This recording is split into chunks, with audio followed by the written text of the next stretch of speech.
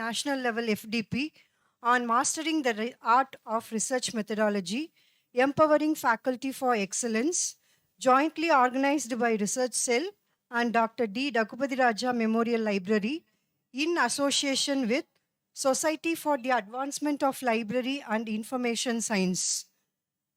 Now I'll welcome Dr. Vasudevaraja Latha, librarian, to welcome the gathering.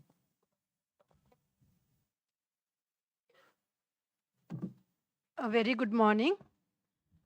On behalf of Rajapalam Raju's College Research Cell and Dr. D. Daggubati Raja Memorial Library, I welcome our respected principal, learned professors, research scholars, and for this 5-day national level faculty development program on mastering research, the art of research methodology, empowering faculty for excellence.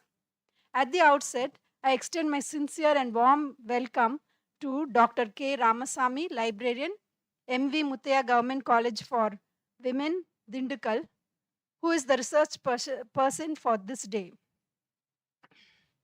I thank you immensely, sir, for coming all the way here to enlighten us. As UGC and NAC insist that professors delve in research apart from teaching, we decided to empower ourselves, and therefore we organized this 5-day program. And we have invited eminent persons as resource persons for the 5 days. I'm sure at the end of this, we will be highly motivated to develop our research capabilities. And I welcome all the professors, staff, research scholars who are present here, and also those who are present virtually in this program. I welcome you all. Thank you. Thank you, ma'am. A leader is one who knows the way, goes the way, and shows the way. Now I welcome Dr. D. Venkateshwaran, Principal, to felicitate the session.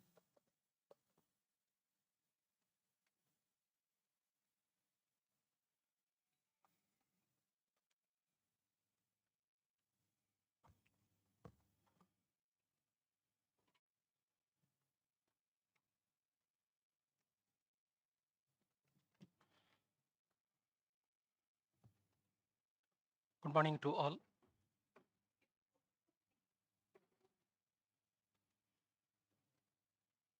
Today, the first day of the 5-day FDP program on mastering the art of research methodology, empowering the faculty for excellence. All of you know the earlier the teaching staffs are assessed based on the students' results. But the NAC emphasizes on teaching faculty engaging in research alongside the teaching responsibility. So it is a vital that the continually strive for excellence in research.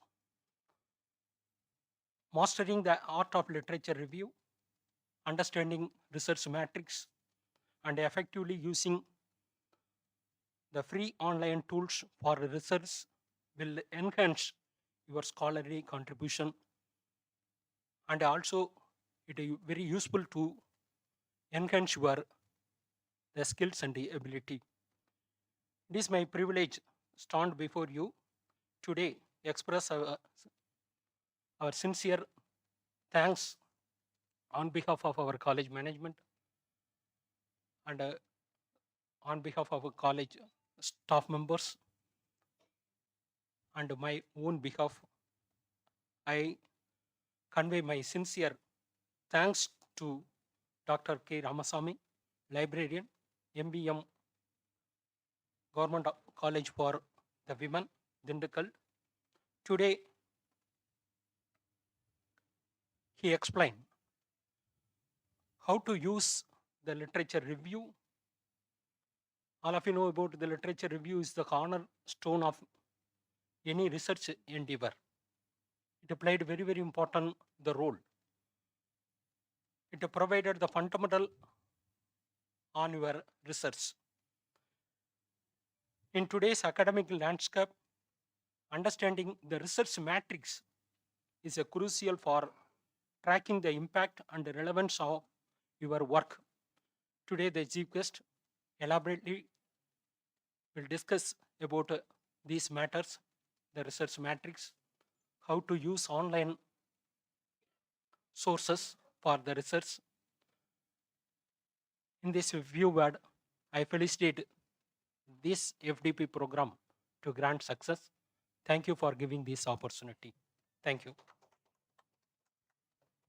Thank you, sir. Now I would like to welcome Dr. G. Gauri, Assistant Professor of Commerce, to introduce our chief guest.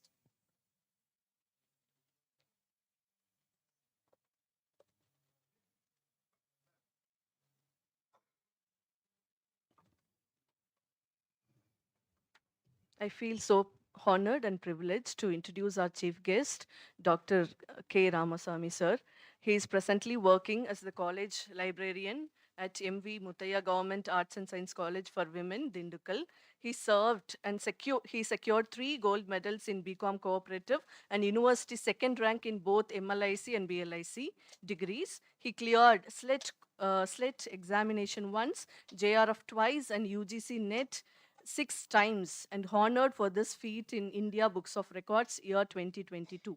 He worked, yes, he worked as a school librarian in Kendra Vidyalaya schools in Kerala, Karnataka, and Tamil Nadu from the year 1997 to year 2014.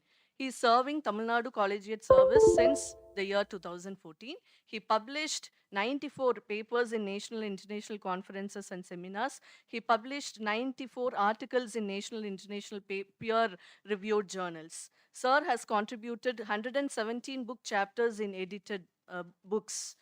Sir delivered 165 face-to-face invited talks at various venues as an invited speaker or resource person, and he delivered 99 online video lectures as the invited speaker. Sir has published 9 books in library and information sciences and attended 24 seminars, workshops, and 150 online academic programs. He coordinated 2 online courses in the year 2020 and received various academic awards and achievements, which are following. Sir got Best Academy Librarian Award from KVS in the year 2012, Kalvi Ratna Award in 2020, Best Librarian Award in the year academic year 2019-20 from SBVS, Maharashtra, Edge India Award for Excellence in Research 2020, National Best Librarian Award from Madras Library Association in 2021, SALIS Dr. R. Srinivasan Memorial National Special Appreciation and Meritorious Service Award in the year 2022. And the list goes on. Sir has acted as an associate editor for 3 conference volumes and editor for 9 books. Sir acted as an associate editor for 3 journals also, national level. He served as seminar director, co-organizing secretary, chairperson, and rapporteur for various events and seminars. Apart from all these, he has been a part of various academic and co-curricular events with different institutions and organizations. I'm hereby obliged to shorten my introduction about the chief guest, and it's our great pleasure to have you, sir. Thank you. Thank you, ma'am. It's time to honor our chief guest. Now I welcome Dr. D. Venkateswaran, sir, principal, to honor the chief guest.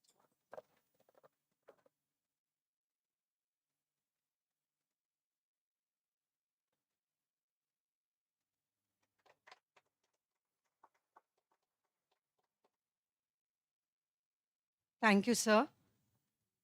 I welcome our chief guest, Dr. K. Ramasamy, College Librarian, MV Muthiah College for Women, Dindigul, whose journey is a testament to the fact that hard work, determination, and dedication can lead to great success.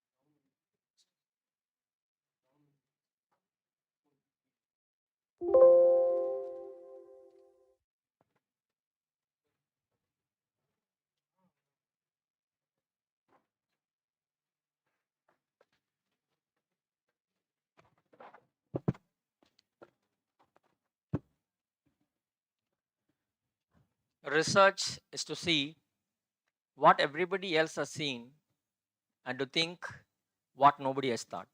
Albert S.G., the most respected and honorable principal, the management of this great institution, the members of research cell and the library team, the faculty members of various departments, those are physically present here, and PhD scholars, those who are in front of me, and all other participants, those who are attending this particular program virtually.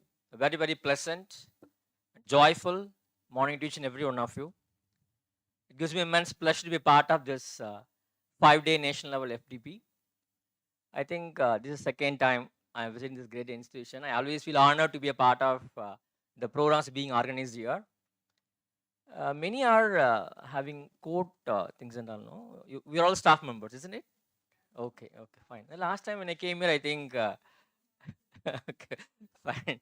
I thought they are freshers or research scholars. It's not so, no? It's not so. Okay, great. Thank you so much. Fine. How many of you are research scholars? Please raise your hands up. Research scholars are here? How many of you? Good. So thank you so much for raising your hands. Okay. So actually, I have a kind of aversion towards these kind of mics. Okay, I don't stand in front of these kinds of mic and speak for a long time. So pardon me for that. Okay, so we talk about research, and during his presidential address, felicitation address, our principal rightly pointed out why there is a need for concentrating more and more on quality research. See, we are very busy these days. We are very busy with a lot of work. Never before. Never before. See, I'm in a government college. I'm from a government college. I could understand how tedious it is to go for a NAC, how difficult it is to prepare documents for NAC, and how much of time we have to sacrifice our own teaching periods, our own library hours we have to spare for the purpose of preparing ourselves for these kinds of accreditation process. So amidst all these things, we have to do quality research. Fine. How to do quality research? It depends on many factors. And thanks to Google, internet, Geo, all these things and all, nowadays we are blessed with a lot of tools. Lot of tools. Okay. They're all free. Okay. They don't demand you any money. And maximum they may require you to have one Gmail ID. One valid Gmail ID. What you can do is that you can just prepare, you can create a special email ID for this purpose. For the purpose of logging into all these free online tools and using those tools. Better not to use your personal mail ID for this purpose. That's the first thing. Okay. So, nowadays everybody is talking about artificial intelligence, isn't it? Everybody talks about artificial intelligence, and it has got its roots all through. You talk about any field, any subject, we talk about AI tools, artificial intelligence tools. Fine. So, first part of my presentation, I will concentrate on heap of AI tools. They're all free. They are free. You can use these tools, and I will tell you even some sites where from you can go and identify tools that may best suit your need. So I have just randomly picked up few AI tools. I want to show a demo of those tools. But apart from that, a good number of tools are there. I can give you sites where you can go and explore by yourself. And whatever tools I am going to show maybe in a couple of minutes, you maybe already might have heard about these tools, or you may be already using those tools, or maybe something new to you. Okay, all these possibilities are there. I'm sorry if I am repeating the tools that you have already learned and mastered it. I'm sorry for that. Okay, it's kind of refreshing for you. Fine. See, AI tools. What is an AI tool? It's very simple. It is software application. All the AI tools are software applications. But these software applications, they have got AI inbuilt algorithm, which may not be there other online tools. AI algorithm is already inbuilt in them. What do you mean by AI algorithm? It's very simple. We are not going to think on ourselves. Okay, we are going to let the machine think. So machine will think and it will produce its own content and it will give you. That is what artificial intelligence is all about. What we have is a natural intelligence, but here we talk about artificial intelligence. A wide array of tools are available for research. We'll just explore them one by one and see this one. What is an AI tool? See this one small tool, just go to this particular tool. Okay. For example, you want to create a video. Don't worry about taking snaps of all these screenshots.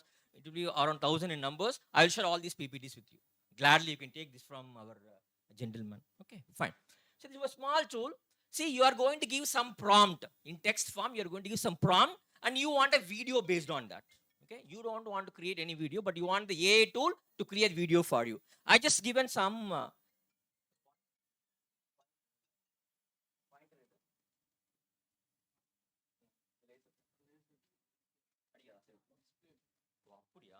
Okay, I'm sorry for that. Okay. So here, a forest filled with green trees, a lake is there, birds are flying. This is what the prompt I have given to this particular AI tool. Prompt is nothing but a request, what you make from your side to the artificial intelligence tool using a English like sentences. Okay, fine. So it takes less than a few seconds to create a video. Whatever input you are given, based on that, a video is ready. Fine, good. You can download the video, you can play the video in any player. How easy it is? If you want to take class, especially in the schools and all, no, whenever you want to show a picture, you need not tell the children, you imagine there is a forest, lot of birds. You need not tell. In 2 minutes, you can go to this particular tool, you can create a video, you can show the video to them. So that kind of, this is what I call AI tools. What I have done, I just expressed my requirement to this AI tool. The AI tool thinks on its own. How many trees should be there? What should be the length and breadth of the river? How many birds should be flying this side, that side? So everything the machine will decide on its own, and they give an output to you. So that is what an AI tool is all about. We are going to see such kind of tools which are available for research purposes. Fine. A good number of tools are there. You got AI tools for almost all purposes, except a few cases where your actual real intelligence is required. Okay? We don't have any AI tool which will replace your critical thinking. Okay, nothing is born, nothing is going to be born. But these are few tools. These tools will help you to accelerate your research. So they will help you to run all those clerical tasks that you are expected to carry out in your regular routine research works. Fine. So you got AI tools for literature review, AI tools for interacting with the research papers. You got a research paper of 8 or 9 pages, a PDF file, but you don't have time to read. Okay, you just want to get the essence from that paper. What you can do, you can interact with the papers. As if you're asking your classmate, your senior, your junior, you can go and ask a PDF. Please, PDF, tell me what is the methodology followed in this paper. Please tell me what are the findings, major findings of this particular study. The PDF will tell you. Nice, Nama. Okay, you can go for these AI tools for interacting with the research papers. And we have got AI tools for paraphrasing, AI tools for converting your text into PowerPoint. You might have heard about ChatGPT, all those things, no? But definitely, I am not going to talk anything about ChatGPT. Okay, fine. Then AI tools for converting text into image, for reference management, for research writing. Okay, it doesn't mean that AI will help you to write the entire thesis. There's no such thing. ऐसा कुछ भी नहीं है. It's not like that. Okay, it will help you. Okay, it will help you. There are instances. Okay, I'll just tell maybe in the future that also may happen. In future that also may happen. But we are at the beginning of AI revolution. So now they will help you in writing also. I'll just show you all those things also. Fine. Then you got AI tools for article summarizer. Your tools for data visualization. All these areas are potential for application of AI tools. Okay, fine. Good. So next. So even you may be using a lot of AI tools intentionally or unintentionally, maybe GPT or Google Board or u.com. It's a general AI tools you are using. Okay. I just brought some 15 AI tools. Okay, 15 AI tools. I'll just show you all these tools one by one, just demo you. Then you can decide. Fine, good. Chart PDF. Okay, just go to Google and type chart PDF. You get a website. Go to the website. Okay. Then they're asking for browse my computer. See, click on browse my computer. Okay, when you click on browse my computer, it asks for the file. Okay, PDF file. Open the file, whatever file you want. It is processing. Now it has come. You can see here now. Leftmost button, it tells about the name of the file. Middle portion, it is the PDF what you have uploaded to this particular AI tool. The right side, it gives welcome to the October 2021 issue of Emperor. It has brought all those things. And they are giving you some example questions also. There are some examples questions. Okay. See, before you start asking some questions about this PDF, the system itself tells you these are the possible questions you can ask about this PDF. Fine. Even asking question also is not our concern. They generate their own questions. No, no, no. I don't want to use these questions. I want to frame a question of my own. I don't want these questions. You can ask your own question also. Fine. For example, there are some questions like this. Okay, this is a theory paper. They based on my theoretical paper. They asked, if you click a question, no, they'll give the answer. Okay, answer. Fine. That is good. And just bottom you can see ask any question. Apart from the questions what they recommend for this particular paper, you can ask your own question about the PDF that you have uploaded. Fine. Let me ask a question. I could read something DOER. I don't know what is it. I'm just asking. Please expand DOER. Okay. What it does? It gives an explanation for the entire acronym. Fine. So that kinds of follow-up questions also can be asked from this particular tool. Yes. And you can export chart, top right corner, click on export. Okay.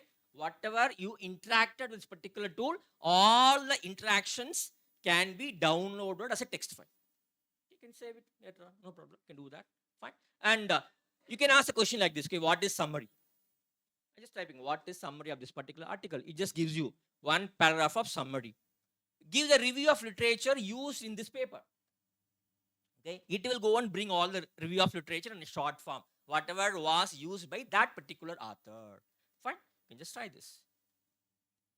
Okay, but unfortunately, only 2 PDFs a day. You can use this particular tool to interact with the 2 PDF files a day. Fine, that is the limitation of this particular tool. Then come chartdoc.ai. This is another tool. Just go to Google and type chartdoc. Okay, click on get started. So I'll share these PPTs with you. Okay, I request you all to have a look at the screen. That's more than sufficient. Okay, this and all I'll just give you. You can just take it, no problem.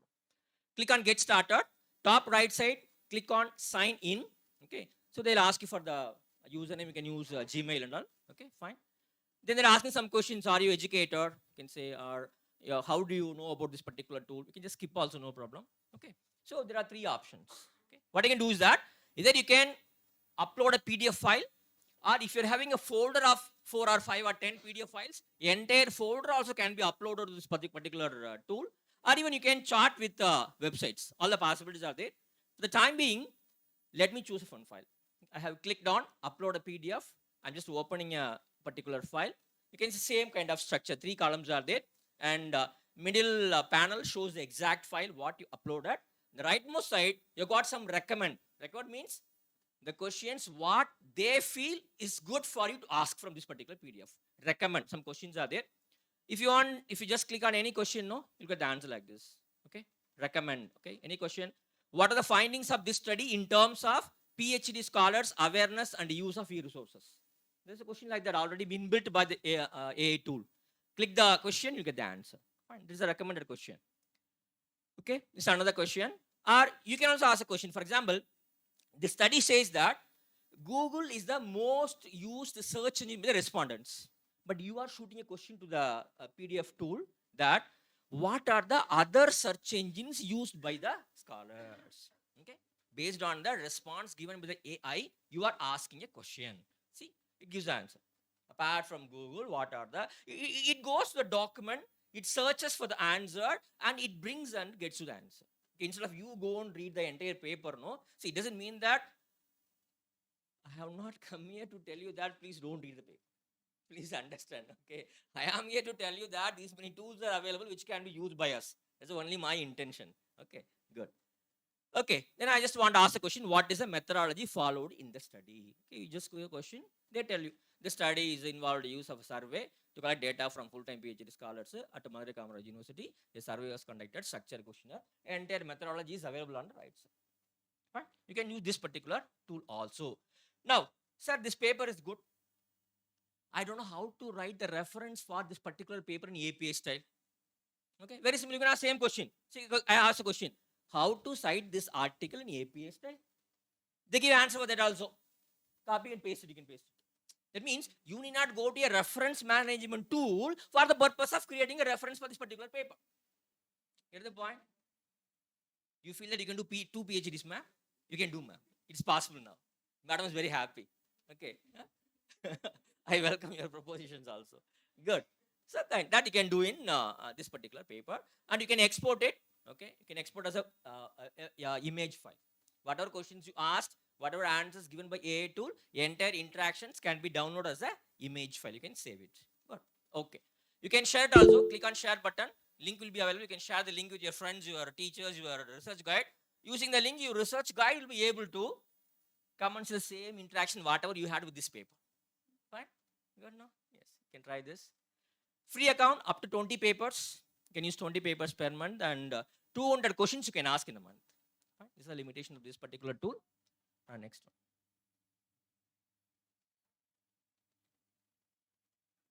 Yes.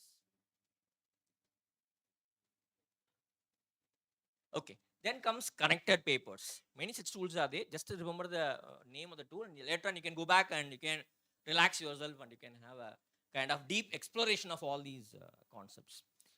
Connected paper, just go to Google, type connectedpapers.ai.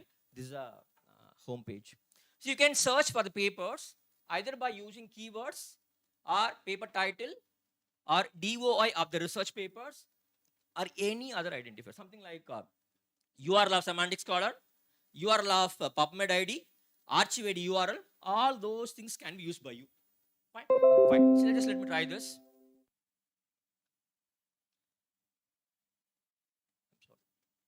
I just went to PubMed. I was searching for some papers. I got some results. Okay. What I did was I just made a note of one ID. Okay. I just copied one ID, PubMed ID, and I went and pasted in connected papers. See what is the magic happening here. Click on build graph. You get this particular screen. In the screen, just click on connected papers. That blue color bubbles, that icon. Just click on that blue colored bubbles icon. You get this kind of graph. A beautiful graph. See, what is the original paper? What have we learned about the consequences of COVID-19? This is called a core paper. The paper what you started with. And all other papers that are connected to this paper, they're all shown as a kind of a graph. Not only graph, you can see here left side, you can see all the papers which are available in that particular graph. These papers are also available now. Just click on expand. You can get the full particulars about the papers which are connected to this paper.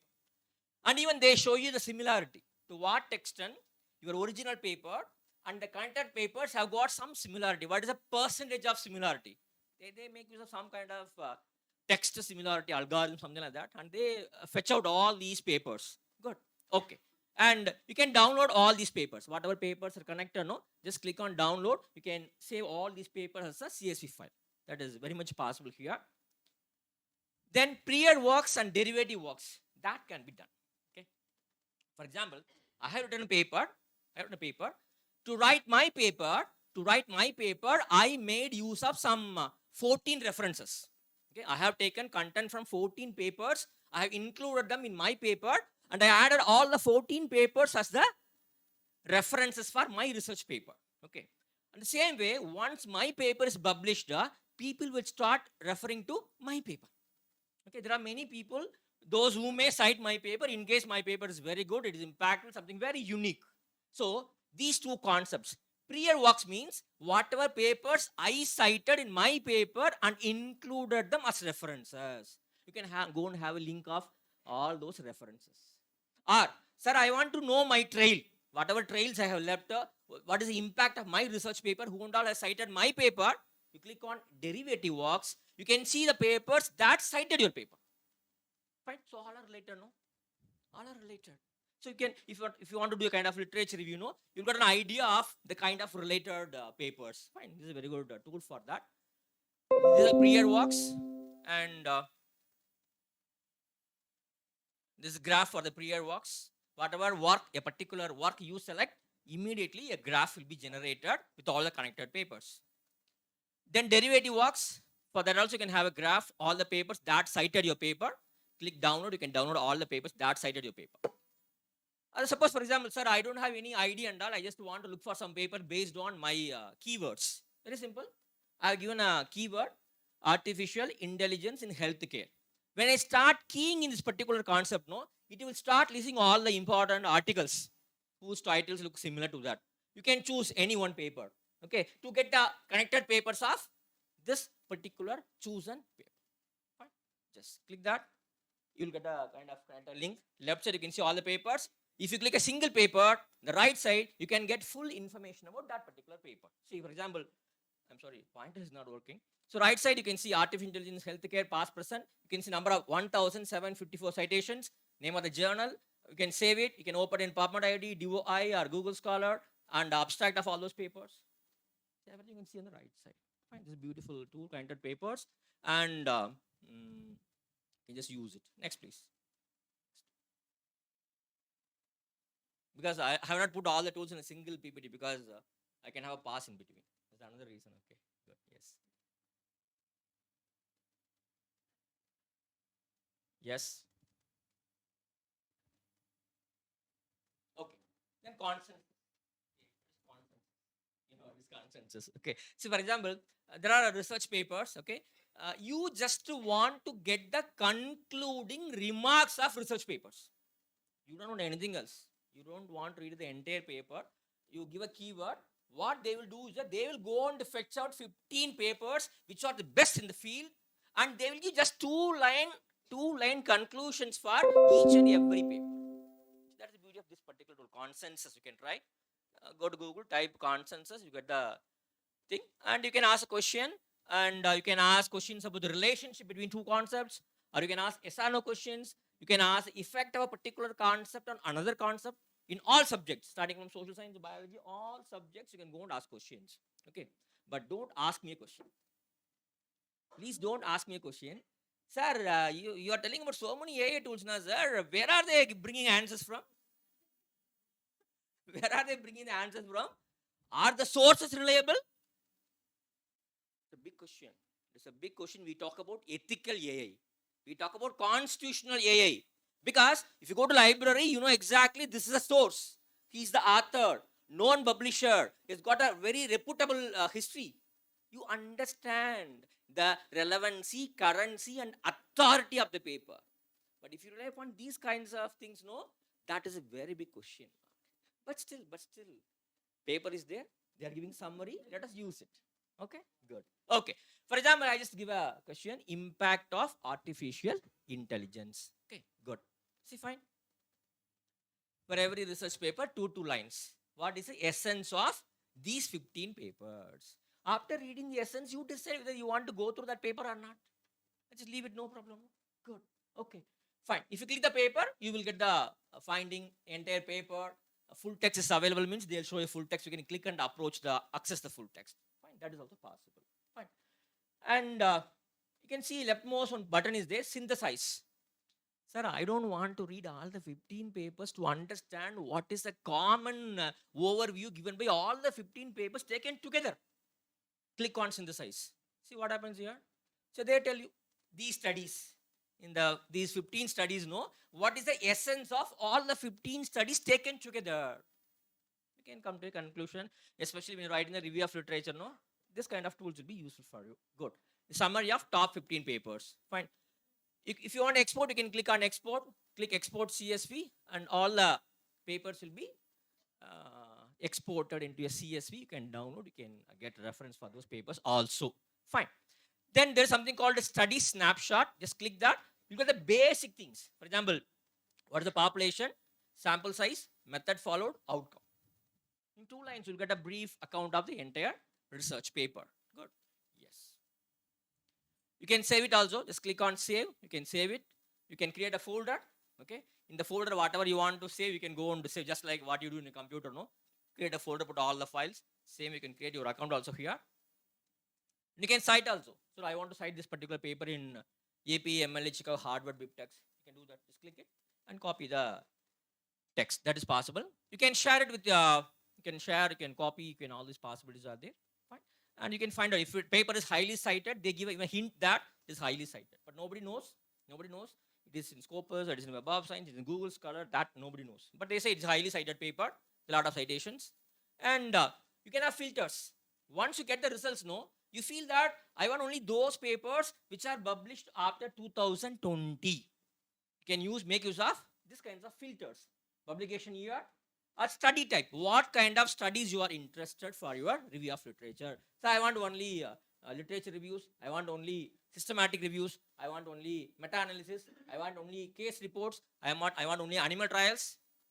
So whatever filter you use accordingly, the results will be appearing. Find the study types. Then journals. Here is a very good option. So I want only those papers which are indexed in Scopus Q1. See, in Scopus, 4 quarters are there. Okay, you can choose. I want the journals from Q3. So they will bring the results only from those journals which are indexed in Scopus Q3. Fine. So that way you can restrict your research to very authoritative Scopus index journals and its content. Fine, that possibility is there. Then domain. So you're asking about a application.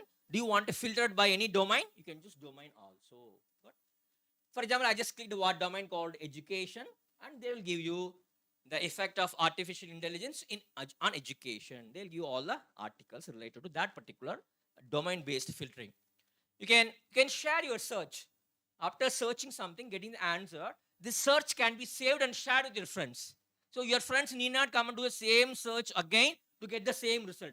They need not go on to select the filter. Okay, nothing is required. This command paste the link, whatever you give to them, they'll get this entire search as such. That is possible. Good. Next.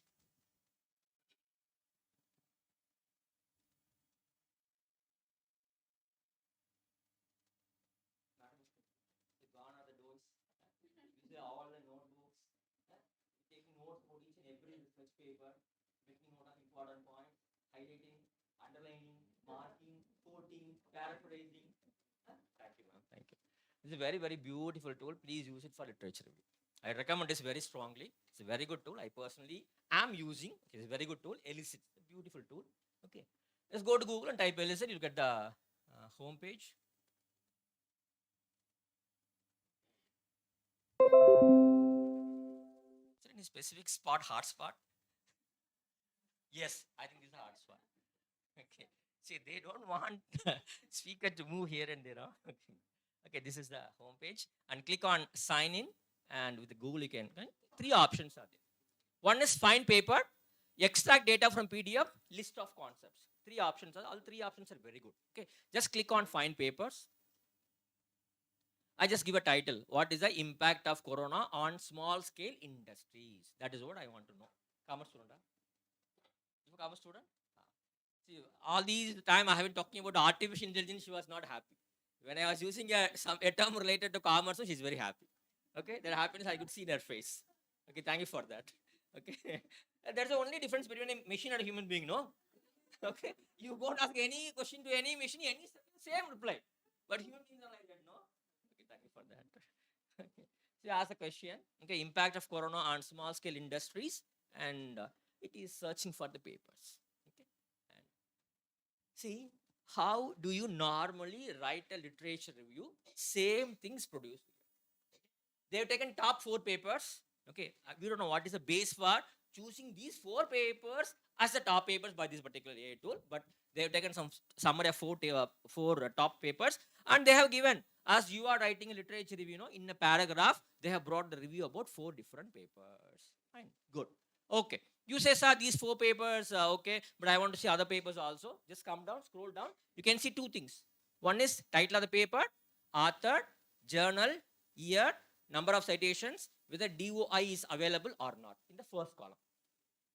Second column, abstract summary, a summary of the research paper.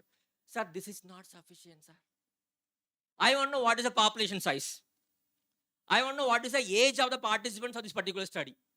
I want to know what is the outcome which the paper intended to measure. They have some objectives, some research questions. I want to know all these things. You can do that. Very simple. See, just click on this button, add columns. Click on just add columns. A lot of things appear, like interventions used, outcome measured, duration, participant age, participant count, region, which region participants took part in this particular study, limitations of this particular paper, is there any funding for this paper, population sex, population health conditions, all those are there. You can choose. For example, I have chosen 3 options. I want to know the count of the sample size. I want to know the outcome measured. I want to know the limitations of each and every paper. Apart from basic information and abstract that is available in builds, I just want to have some more information about these papers. Okay, just click on that. You'll get a table like this. In a table, no, since I want to show you all the columns, I have minimized the size of the screen. Okay, you can see all the columns. Whatever is possible, they'll bring it and show you. See, you can see the numbers, no? Participant count, numbers you can see. A limitation, of course, nothing is given by them. Okay. Then you can entire all these files, no, can be saved as a CSV file. Okay, very good. Just click on CSV.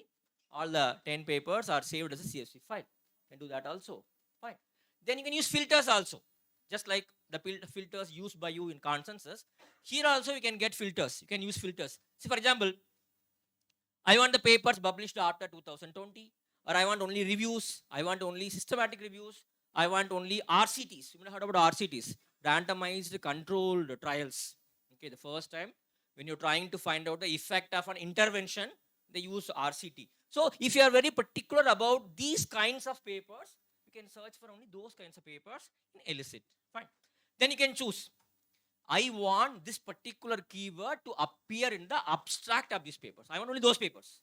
I want those papers whose abstracts have included these terms. You can ask for. Okay, they will check and bring those papers for you. Okay, and you can sort the results. That is possible. Click the paper, you get the full paper if it is available. Otherwise, at least bibliographical details you'll be able to access for all the papers. Fine. And if PDF is available, you can see the mark. Click that, you'll be able to access the full paper. If DOI is there, just click DOI. You can copy the DOI. Fine. Yes. Then comes library. There's an option. Click on library and click odd papers. You can add papers to library. Okay. For example, if you're preparing paper for a conference, forthcoming conference, you choose a theme for a conference. On that particular theme, whatever papers are there, you collect all the papers. You create a folder in your library and go and store all the papers. Till you finish writing a paper for that particular conference, you can keep all the papers in the library. That is possible here. Good. Okay, I just added one paper in my library. It's my library. Then, that is first option. Second option is extract data from PDF. Okay, I want to ask questions about PDF and get responses from that particular PDF. Okay, just click on extract. They're asking, already you added a paper in your library. Do you want to get answers from that particular paper, or you want to upload some other paper? I just want to know, already I have got one paper in my library. I want to get information about that particular paper. Okay, just click that. Click the arrow and you will get all the particulars. Whatever you are getting in elicit, all the information will be extracted from that particular uploaded PDF. And okay, first option, you give the keyword, elicit will go and search for the materials, it brings the materials. Second option, sir, I went to Google Scholar, I downloaded a paper, that paper can I upload and get the answers? You can do that also. Both options are there. Okay, good. You get all the answers for that particular paper. Then very beautiful list of concepts. See, many a time when you are preparing a questionnaire, okay, you need to concentrate on the variables. See, what are the variables that can be used by me to constitute my questionnaire? Or what are the variables on which I need to collect data to make my literature review more comprehensive? Sometimes out of bounds, we may miss some concepts. Okay, maybe for example, when talking about communication skills, what are the various questions that you may include as a part and parcel of your questionnaire? We got some idea. We go to some papers, the papers which were dealing with the communication skills of students, faculty members. We find out the variables. We bring all the variables. We list the variables. Based on the variables, we frame questions. That is what we do now, isn't it? Yes. Here you see. Click on list of concepts. I have given what are the steps in building communication skills. Okay. I want to conduct a study on how students can build their communication skills. I want to find out what are the various concepts, what are the various variables that can be added either for my review work or for my questionnaire. Just click this. Working on, can see. See, they have found 60 papers, 60 research papers on communication skills, and from 60 papers, they found 155 concepts, 155 variables, and out of 150 variables, 99 are unique concepts. So there are 99 unique concepts which can be used by you to convert them into a questionnaire. Or you can use these 99 concepts, You can group them under broad headings that can be used for your literature review. So both are possible. Fine. Just click that. You'll get all the 99 variables. See, not just 99 variables. So they tell you what is the concept, what is the source from where they have taken this variable. Okay. See, they have not simply listed the variable. They are just giving you what is the source from where you have taken this particular variable. It's very, very reliable. If you are not sure about it now, what you can do is that, see, all the variables are there. See, you just click on the author's name. See, for example, active listening is one of the skills they say. Right side, author's name in blue color. Just click that. You'll get the particulars about that paper. The right side is an option called open paper. Just click the paper. You can open the paper if it is a open source paper. Right? That's a very good concept. You can just use it. Okay. And I just click that particular paper. You get the information. Okay. So Elicit is very good. You can try this particular tool. Maybe to supplement your research work. I don't want to say that you use only AI for doing your entire work. What you can do is that to do the work in a better way, in an easier way, in an effective manner, you just try all these tools. Fine. So next. Humata is another AI tool. Okay. You can just try, go to Google and type Humata.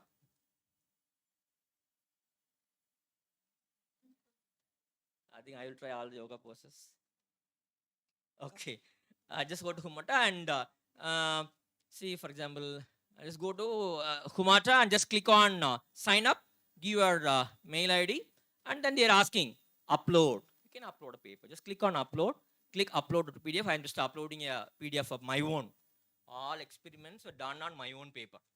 A paper which I published that is available in the open access platform. Please understand. See, you are publishing a paper in a Scopus journal. That is a closed access journal. Okay. Unless otherwise you have subscription, you will not be able to access the full paper. Maybe your institution has subscription. So as a member, you just log into Scopus and you download the entire paper, which is subscribed paper. That you can keep it with you in your laptop and you can read it. Don't go and upload all those papers in these open AI tools. That is against the terms and conditions. Are you getting the point? See, whatever they are giving is okay. But whatever paper you got from your own subscription, you are not supposed to make it available in the open platform in the full text form. That's not supposed to be done. So be very careful. These are the issues also. Okay. Let us not talk about the issues. Let us see the positive ideas. Fine. I'm just opening the paper. Paper is open. Okay. Now you can see here. Left side, summary is there. Right side, my paper is there. Good. And these are example questions, just like we saw now, chart, doc, chart PDF, same style. Okay. Example questions are there. You can click the, or you can ask a question. What is the methodology adopted? They will go and fetch the information from the paper and they'll bring it to you. So they'll show you. Number one is page number one. From your research paper, page number one, I have taken this data. They'll give the page number and that is highlighted right side. See, they have read the whole thing. They read the whole thing to bring you a paragraph. Okay, they summarize things. Okay, this is a very good thing. Major findings. And one more thing is there, and summary of findings also there after the findings. And here, one good thing is there. I'll just show you. These are the findings I got from this particular Humata. And you can share, and all these things are possible. You can copy the link, and yes, there's an option to add folder. You can add a folder. Okay, just click on add folder. You can either name for your folder. I just given us e-resources usage, and a folder is open. Now I am going to add another paper, for example. Now I had two papers now. There's an option like, okay, ask all. I showed you, there is ask all. I'm sorry, pointer is not there. Second option, ask all. See, after uploading 4 or 5 papers to folder, you can ask a question. Humata will go and search all the 5 papers and bring the results. Instead of searching one PDF, it goes across all the 5 papers and bring the results. So that is a beauty thing in Humata. You can try ask all. Ask all. I just ask a question. I have chosen a folder. Okay. Oh, sorry. I'm just going back. Good. Okay. Ask all. What is the methodology? They will tell you what is the methodology followed in first paper. What is the methodology followed in second paper? So they will tell you how nice it is. You can try. Humata is a very good tool. The second paper methodology, you can try Humata also, is very good. Next, please.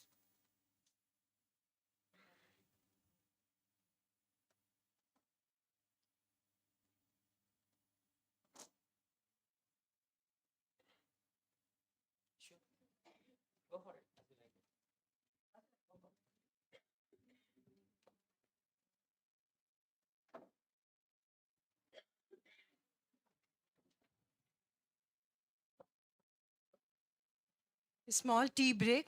Let's assemble after 15 minutes.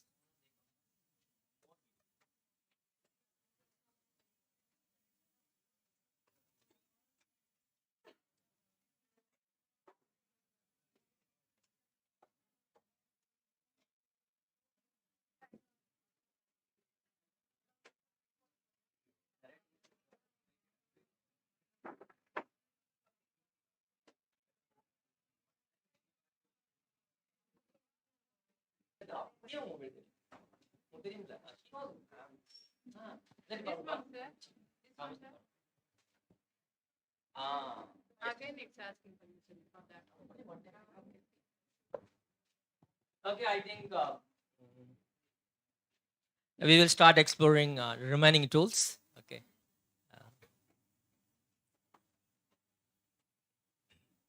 One. So shall we talk about Jenny? Okay, with your permission. Okay, Jenny is another beautiful tool you can try. Okay, just go to Google, type Jenny, and you are here. And it's a tool for writing. It's a tool for writing. Okay, you can use this beautiful tool. And of course, this is only one tool I have listed for writing purpose. Among all my tools, no, this is only one tool I have found good for writing something. Okay, yes. Just log in.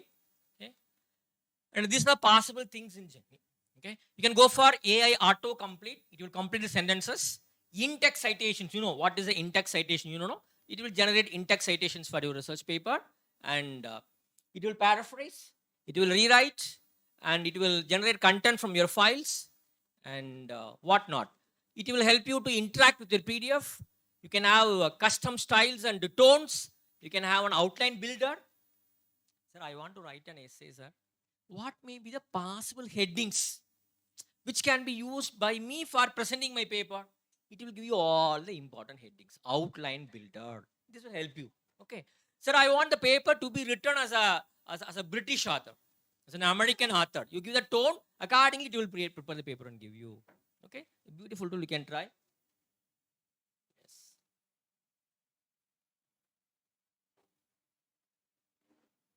This time I would like to share.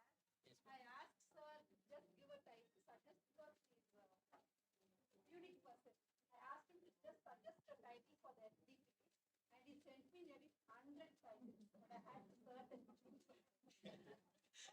Actually, I don't reveal these secrets here and there, but still it is a Lada, madam. No, I would like to reveal the secret. Ma'am, I'm very sorry, ma'am. None of the title was framed for me. See, there are some tools. I just went there. I gave my prompt. It gave all the proposed titles for seminars. I copied all the titles. I just sent it to madam. Compiling work was done by me, ma'am. I'm sorry. I don't want to falsely claim that I have prepared all those titles. It was not so. But I know where to go and give the correct prompt and get the results. That I know, ma'am. As a librarian, no. That I know. Thank you, ma'am. Okay. So anyway, you make me reveal all the secrets, ma'am. Okay, good. So log in with Google and it is asking whether you are a student. Yes, I am a student. Are you a PhD student? Yes, I am a PhD scholar, and you can just give it and it comes. Just like a Word document, it's a Jenny, ma'am. A tool for writing. Okay, one of the beautiful tools I have ever found in among all the AI tools. Fine. Yes, ma'am. But grammar check, of course, you've got some other tools. You've got another set of tools for grammar check. They are not AI tools, they are free tools. We have Ginger, we have Grammarly, beautiful tools for checking grammar and all. Fine. Okay, for example, it is asking a title. I just need to give a title, okay? I just give the title, use of artificial intelligence in research. Yes, ma'am? Jenny is inviting you, that's why. Okay. So you give a title. This is the title I have given for my essay, okay? Once you give a title, no, it will start writing on its own, okay? It will start writing on its own. But the beauty is that, see, the beauty is that it will give only one sentence. It will not give essay and all. Okay. Based on the title that you have given for this particular AI tool, it will generate one sentence and it will ask you, do you accept that this is a good beginning for this particular paper? Do you feel it is relevant? So you have to read. Unless you read, you cannot tell the AI whether it is okay or not okay. So you read it. If you feel that, yes, it is correct. The sentence is apt for my title. If you feel no, click on accept. That sentence is okay. It started writing second sentence. Now second sentence has come. First sentence is in bold because you accepted it already. It is good. Second part, no, it is not in dark color. Why? Because you are not accepted.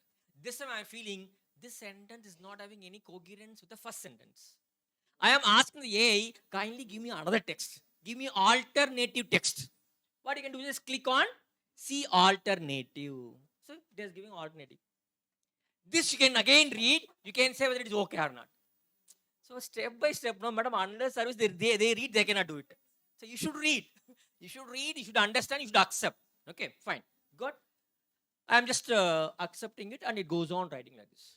You can write slowly, you can write. But normally, this kind of tools are good for general essays. Maybe background for your research paper, introduction purposes, you can use not for your core areas, okay? But still you can use it, they are growing. Okay, fine. Then you can, just like MS Word, you can go on the heading, font size, all those things. Then you can give AI commands are there, edit, improve, generate text, just click that.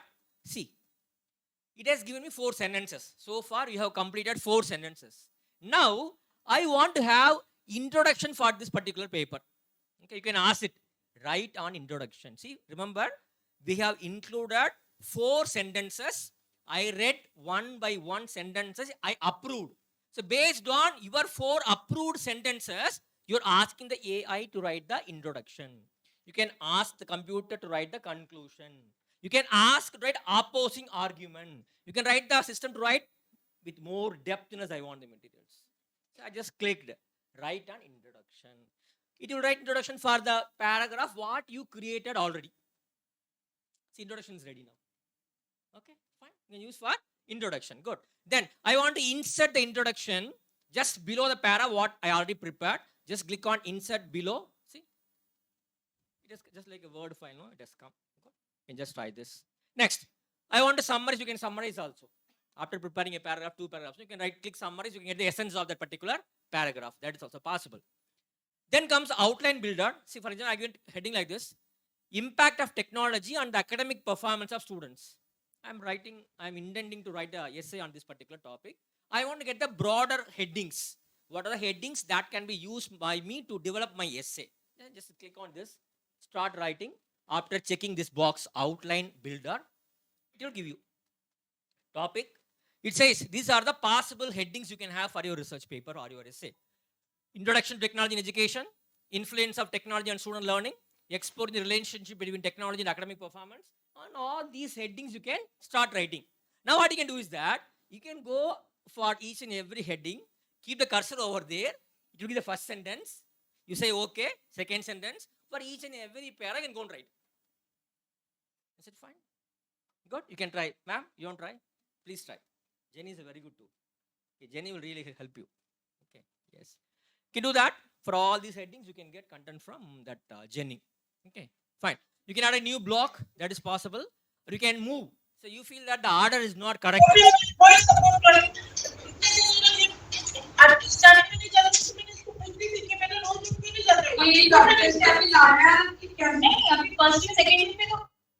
Some foreign authors are there in the meeting. So you are not able to understand the language, no? Good. Okay. Foreign settled North Indians there. I think so. Okay. Okay. And these are headings. If you want to move the headings up and down, you can move it. Using the drag option, no, you can move the headings. You feel that order is not correct, you can change the order also. No problem. That is possible. And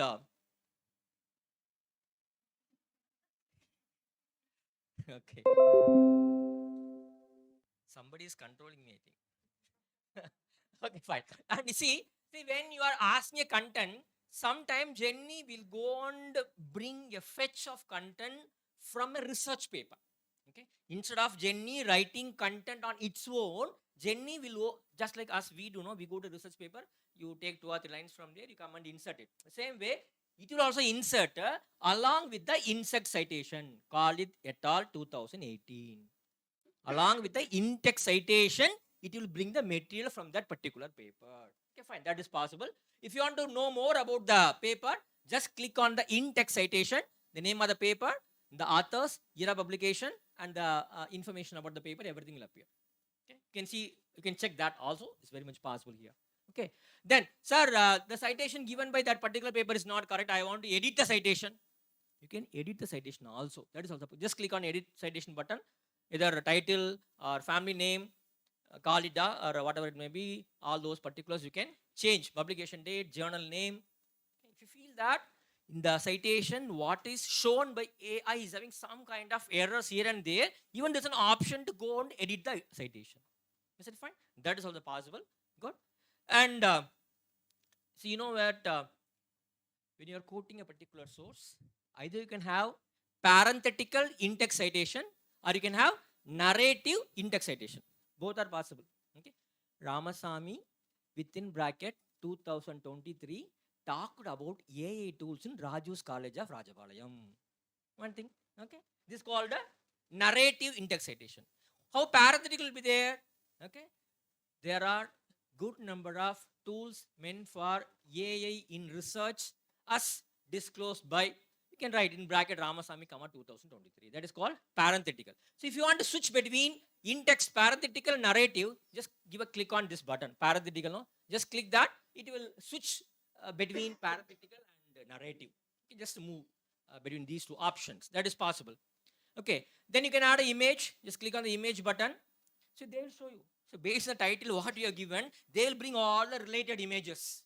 You choose any one image and that is inserted as a part and parcel of your essay.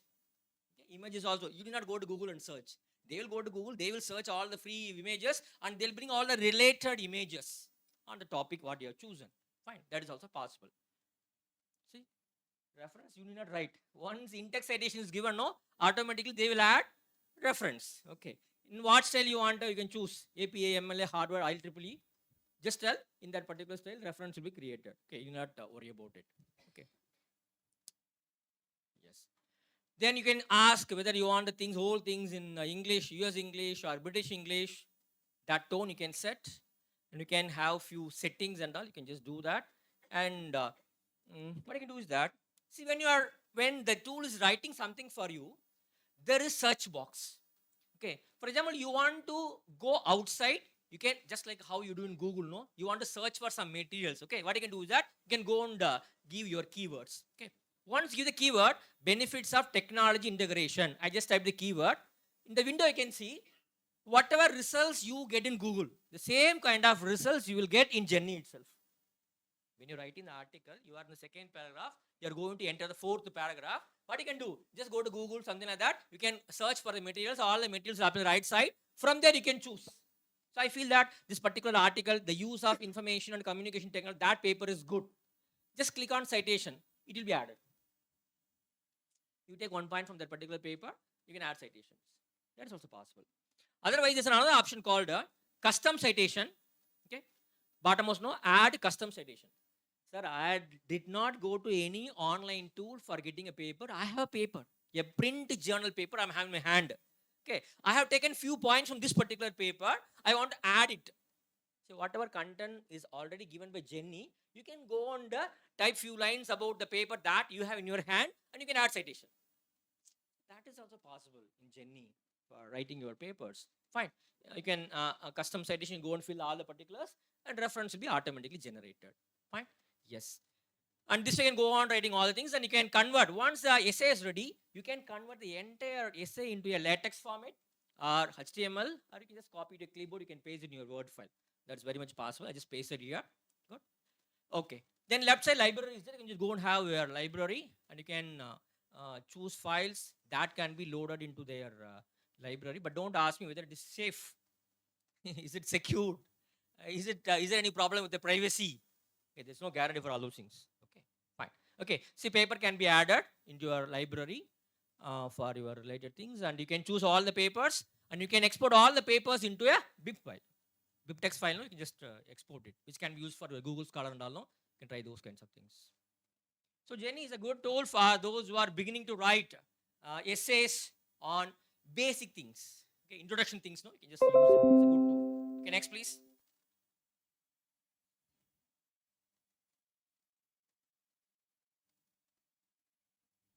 Okay, perplexity. Are you perplexed? We are really perplexed.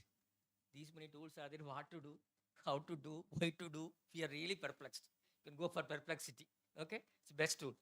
Perplexity. Okay, just go to perplexity A. It's a very good tool. And here you can ask a question. Ask anything. Ask anything. When this class will be over, you can ask any question.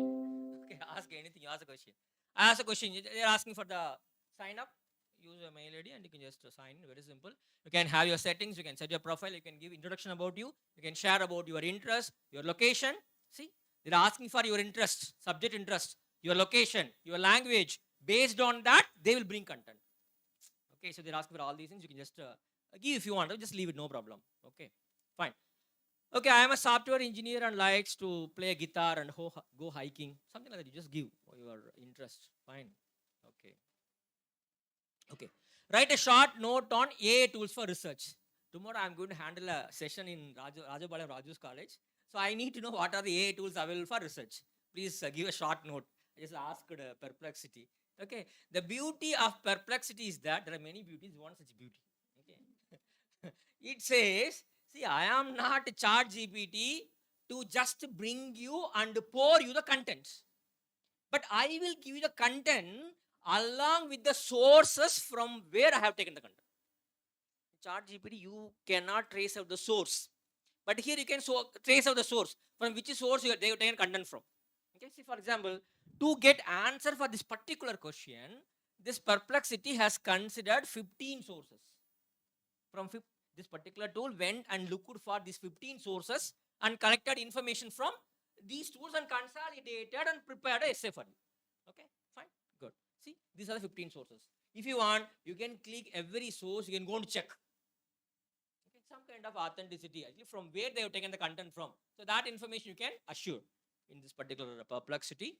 And this I say, answer. Okay, Google Scholar, SCite, Trinka, Elicit, Scholar C, Newton. Sir, you didn't show us all these tools.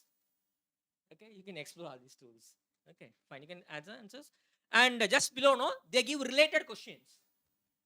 Related questions. For example, I just want to know, can AI tools help with organizing and summarizing literature reviews? See, related question. I just click the second question. You get the answer for that. For that question also, they'll go and search for sources. They consider 10 sources and you get the answer. These are the tools you can use for organizing and summarizing your reviews. Fine. So that kind of thing.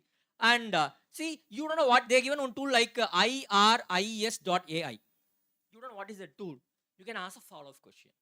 I just ask a question. What is IRIS.ai? I ask a question. They give the answer for that. IRIS is an AI-powered science assistant that includes a combination of process tools aimed to specifically. So they'll give you all those things. And apart from asking anything, there are two options. One is focus. You can see there's an option called focus.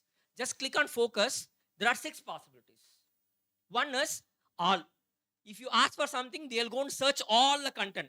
Invariably, they'll go to web, just like Google, they'll go and bring the content. No, I don't want you to go and search all the Google. I want you to go and search only academic research papers. You go and search only academic journals and bring the results. You can choose point number 2, academic. They'll go and search only for academic papers and bring you the results. Thirdly, writing. I want you to write. They will write for you. There is a computational search engine called Wolfram Alpha. You might have heard about it. You can search whatever you try in Wolfram Alpha, same thing. You can do it from Perplexity. You can try. YouTube, all the YouTube videos you can search here, you can things. And Reddit is a news items you can try. Okay, fine. For example, I have chosen academic. You can see I have selected academic and I have given. What is the role of faculty in assisting researchers with AI tools? I asked a question. I had chosen academic. Out of 6 options, I had opted for academic. Okay, you can see now it goes and search for many sources and brought 16 sources. All the 16 sources are research papers. Different research papers. If you want, you can click and you can access those research papers. One is from Semantic Scholar. Next one is for National Institute of Health. Then Semantic Scholar, and 9 more are there. And the beauty is that once the content is generated, you can see numbers. Do you see numbers like this? 1, 2, 3, 4, 5, 6, 7. They represent the references.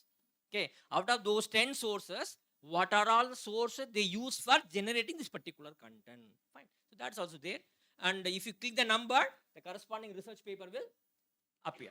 If it is in the open access mode, full text you can access. That is possibility is there. Good. Then second option, I had chosen writing. First academic, then I had chosen writing. Click writing, and it is, I just asked, give me some steps to keep my students interested in my lecture. Okay. I want to keep my class interested. No, I want to know. I just asked. It is asking, oh, is okay, whether your audience are elementary school, or middle school, high school, or college university. I had just chosen college university. It says you make the lecture interactive, ask them some questions. Okay, are you perplexed?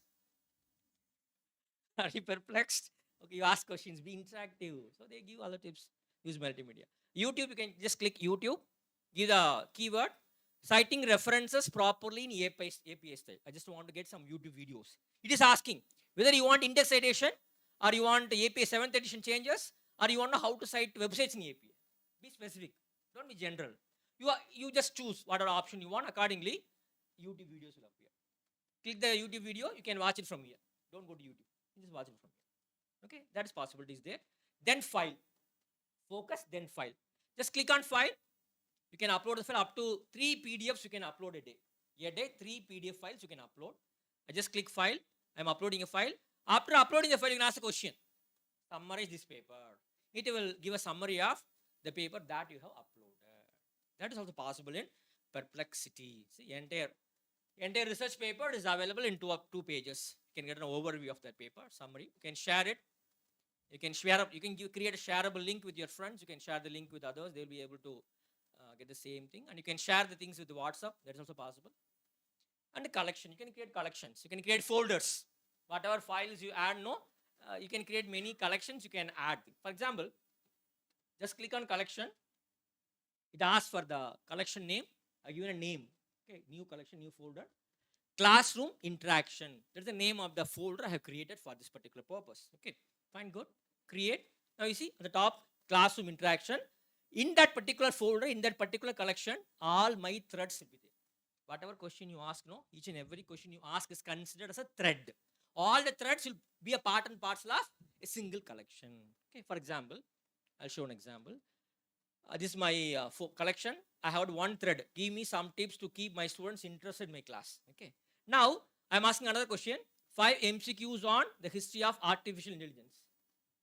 See, 2 months before I went to Pondicherry University to handle a class for PhD scholars. Okay. And the sir told us, sir, whatever you are going to teach based on that, you bring 10 questions. Okay. Actually, I forgot. I just went to the university, then sir told. And okay, no problem, sir. What I do, just went to ChatGPT. Okay. I given some prompt, what I'm going to teach to my children. Then I asked for 15 questions. It gave 15 questions. From the 15 questions, I read all the 15 questions. I took 10 questions, I gave to sir. Okay. Have you tried? No. Yes. Everybody tries. Okay. Many question papers these days are only in ChatGPT. The model question papers, assignment topics, seminar titles. Many people are fixing only in ChatGPT. Okay. Fine. Good. Okay. So this is my second question I'm asking. Once I get the results, what I do is that I'll just click on collection. It will ask to which collection this thread is to be posted. Just choose your collection, classroom interaction. Now you see in your collection 2 threads are there. This way you can add all the related threads for the collections you like. Okay, that is possible here in Perplexity. And these are the collections, my collections. Okay, then I think that's about Perplex. Next one. So try Perplexity is good. Try Jenny is good. Okay. Next.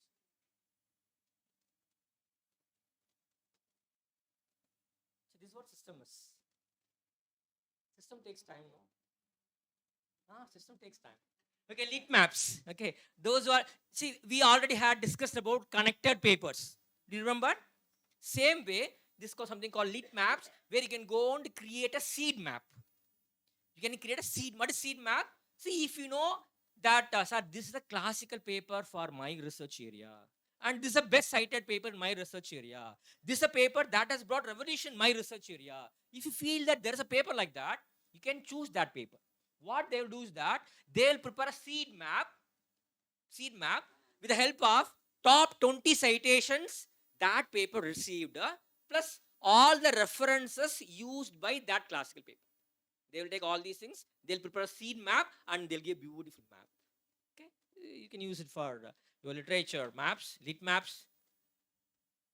Okay. Okay, go to Google and type lit maps, and you are here. And this is the thing, you can search by keyword, author, DOI, PubMed ID, or archive ID. All those IDs are possible. You can sign in, and I just click the seed maps, and they're asking what is the find on article. Okay, I just type the keyword library websites. That is a keyword I inserted, library websites. Okay, it gives a lot of results, and all the results are scientific research papers. They are not general websites. Lit maps, connected papers, open knowledge maps, these tools, they talk only about research papers. They don't go to Google and get the general websites. So you can more rely on these kind of tools. Okay, and these are the websites. What you can do is that you can select the paper. I have selected a particular paper. I feel that this paper has got a good number of citations, and that is a classical paper for my research area. Just click the research paper and click on this generate seed map. You can see a map like this. Your paper is there. I'll call of 2019 the paper, and 20 citations, top 20 citations of the paper, and the references used by the paper. All those things will form a part and parcel of seed map. You can generate a seed map. Okay, for the to find out the most influential papers, most impactful papers related to this particular topic. You can just find out. Okay, fine. And good. Then if you click any particular paper, you can see the link, how the paper is linked to all other papers. You can just find the link. Link means what is the link? This paper is cited in this paper is cited in this paper. That means we feel they are related to each other. That's how they are linking the concepts. Okay, and if you choose any particular paper, you choose any particular paper, the information about the paper appears. Okay, authors, DOI, abstract, references of the particular paper, citation received by that particular paper, all the details appears in the middle panel. You get a seed paper, you get all the articles, you collect any article, you'll get the information about the article. Fine, good. Then you click references, all the 57 references will appear one by one. 57 references were used by that particular seed paper. All the 57 references appear. You can click one by one, you can see the link. Okay, and you can read each and every reference also, you can do that. Okay, then cited by 22. There are 22 citations. Click that. All the 22 papers that cited this paper will be listed. Okay, that also you can see beautifully. Okay, then discover. Click on discover, and here it's very beautiful. You just find out 2 or 3 papers in your area, very core papers. They will find out all the similar papers. See, for example, just see, see, I have typed e-commerce. I just typed e-commerce, and a good number of research papers appear as results. I'm just going to select 3 or 4 papers. I selected 5 papers. Here I just click add 5 inputs. You can have 3, you can have 4, you can have 10 also, no problem. If you want to increase the number of related papers, you can increase the number of counts. I have taken 5 papers as my input. Okay, I selected all the 5 papers. Then I clicked add 5 inputs. You can see here, these are my inputs. Left side middle panel, find related papers. I want to get all the related papers with regard to these 5 inputs what I have given. You can see here, these are the related papers. Okay, select you are interested. You can go through these papers one by one. You can see the title. You can decide whether this paper is related or not. If you feel it is related, you can add it. Okay, for example, see these 2 papers, I feel they are related to 5 papers what I already added. So you can just add these 2 papers also. Okay, I just added these 2 papers also. And this way you can build a very big library of related papers in your research area. That's very much possible here. And you can click on create a map to create a map for all the articles that you added. Already 5, again added 4. So all the 9 papers, they will prepare a map and they'll show you. That is very much possible here. You can try all these kinds of explorations. You can create a new map also. No problem, you can do that. Very simple. One day, one map. Okay, and you can have your own library. Free version. Okay, you can create a new collection. You can go and add your papers to create lit maps. That is possible. I went to all these things. They told that only one you can do one day. So I just left it as such. Okay, you can try. Good. Next, please. I think I have two more tools to discuss with you. Yes.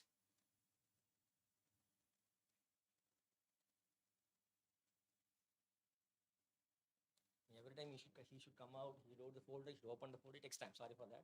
Okay. Word Tune is also a very good software. Word Tune, you can try this word free only. Just try, go to Google and type word Tune. Okay, you can type. Okay, and you can do all these things which you may explore by yourself. I'll just show you the demo. Click on sign up and you can skip the questions and you can say there are two possibilities. One is browser extension is available, and secondly, you can work online. Two options are there. Just like Chrome browser extension, no, you can download and add to your browser.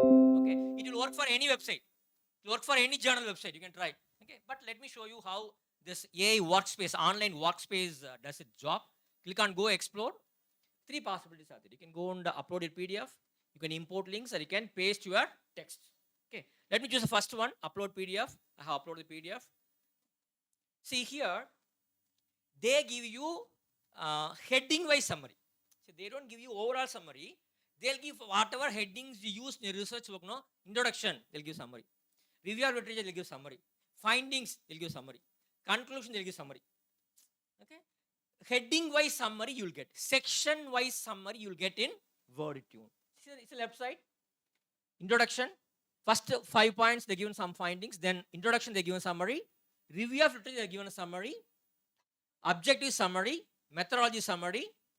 Each and every findings they're given summary. Then suggestion summary. Conclusion summary. Okay, they go and read your paper, whatever sections are included in your paper, and they prepare summary for each and every section of your research paper. They give the results. Okay, so these are the different try. You can try this WordTune, and you can view the source. Okay, you can in which page of your research paper this particular finding is there. You can check that, and you can re-summarize. You can re-summarize. See, they are showing a particular finding. You want to rephrase it, you want to rewrite it, just click on this button, re-summarize. That particular point alone will be rephrased. Okay, so that can be done. You can try this. You can copy it and you can download it as a PDF Word file. Whatever they give, section-wise summary, you can download it. You can go and read the section-wise summaries and all. You can do that. And you can make the link and you can make this particular document available online. It all depends on your interest. And there's an option for notes also. So whatever notes you feel that this paper is good paper, top priority paper, highly useful paper, need not be considered again, read it again and again. So whatever notes you want to give for this particular paper, you can create notes. And you can paste text. Okay, for example, click on paste text. Up to 20,000 words you can paste at a time. Okay, you're having a word file now of 20,000 words. You can copy 20,000 words or whatever section you want, copy the words, you can come and paste here. After pasting, just click on import text. It appears. Then what you can do, you can click summary. Okay, whatever text you are having, paste it, click summary. It gives summary of whatever text you pasted. So that is also possible here. Then you can read and summarize, write and paraphrase. All those possibilities are there. I just click on write. It is asking generate with the AI. Fine, good. I give a topic, type your AI prompt. What are the ways of improving the reading habits of students in this digital mobile era? I just ask the question, okay, and you can see they give the essay answers. They'll write on their own. Good, you can try this. Okay, and if you don't feel like the content is not good, means you can click on regenerate. The two arrows are then just click that.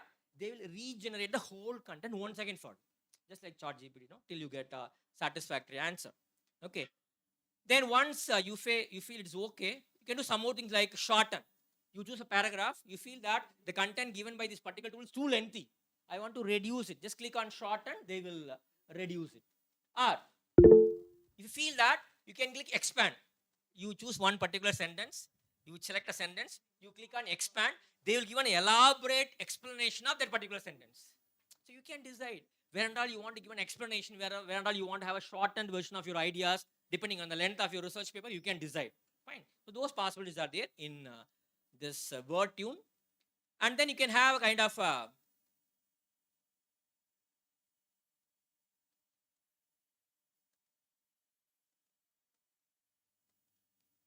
technology is good. Okay. Then formal. See, you might have given a sentence. Now you want to give the same sentence very, very formal way. It's a way of giving a sentence, a very formal way. Just click on formal, they will convert that particular sentence into a very formal sentence. That is possible. And okay, that's possible. Next, please. I think last one.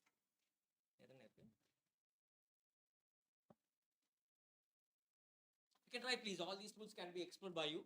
Apart from this, a good number of other tools are also available.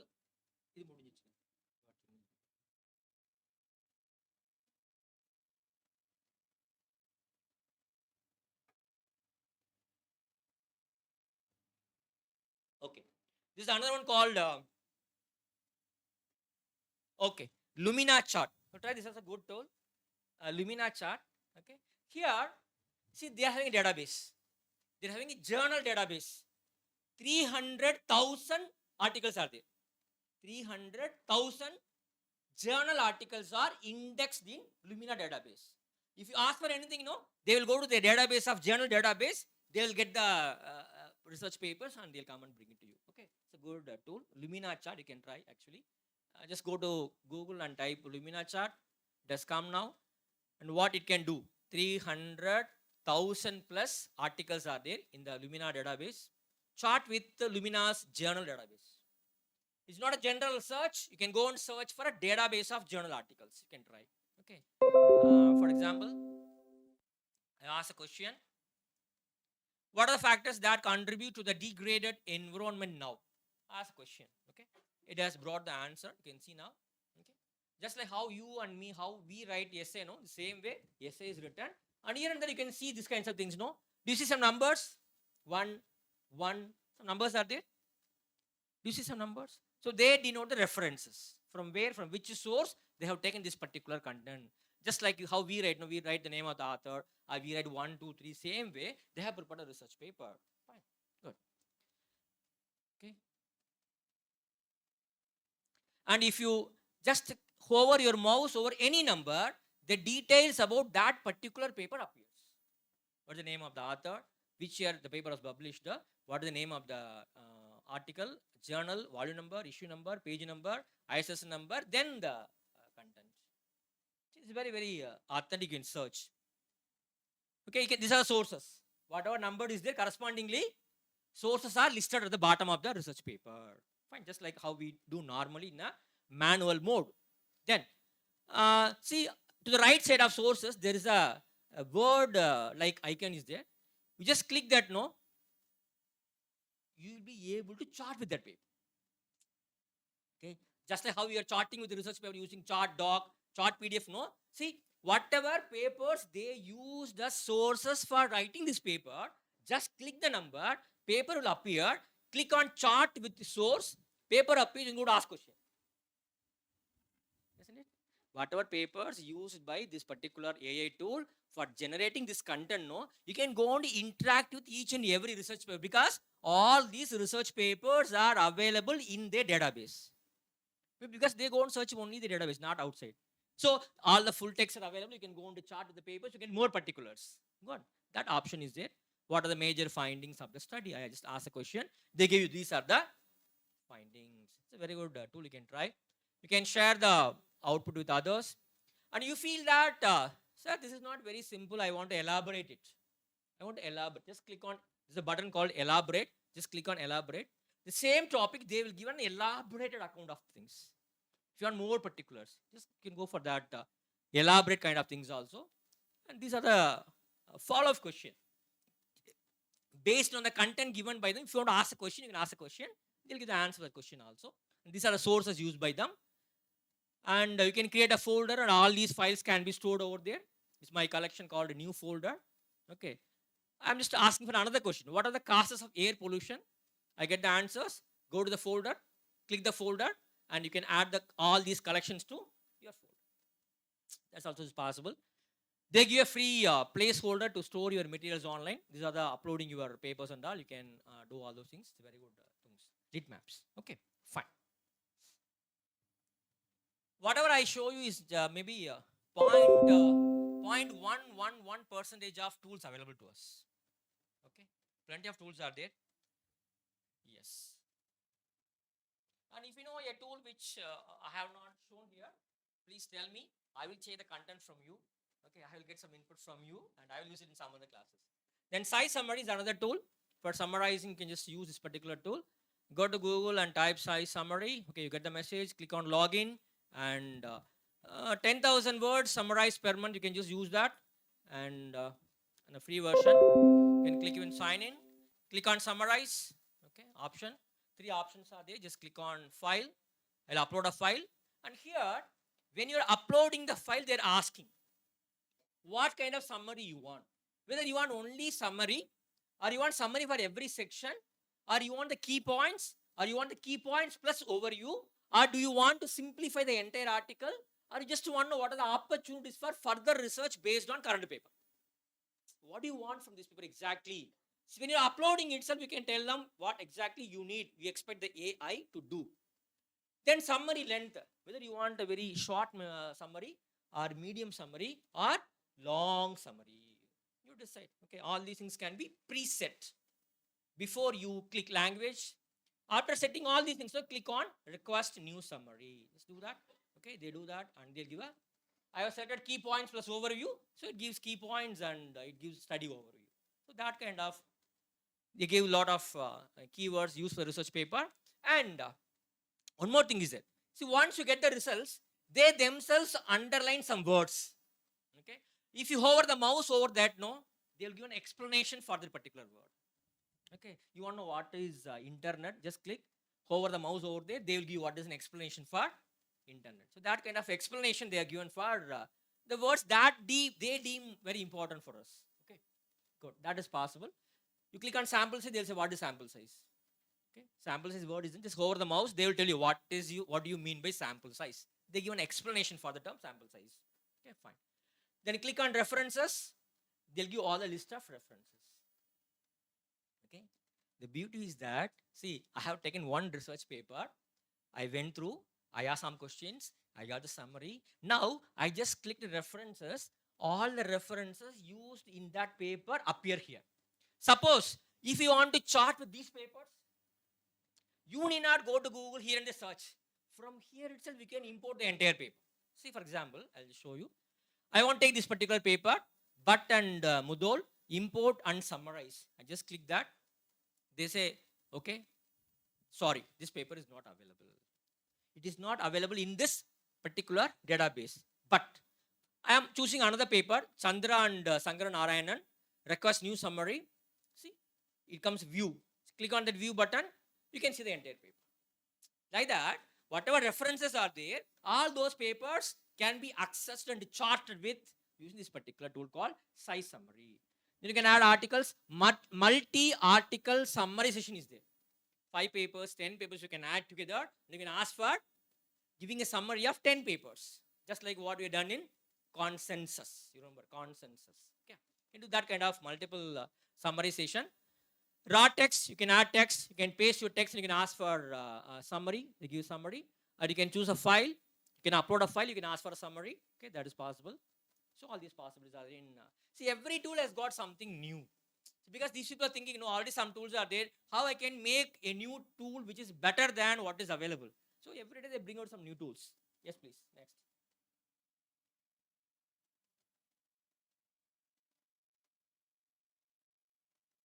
Okay, this is a beautiful tool. Yes, well, those who are doing social science research, okay, you collect the data.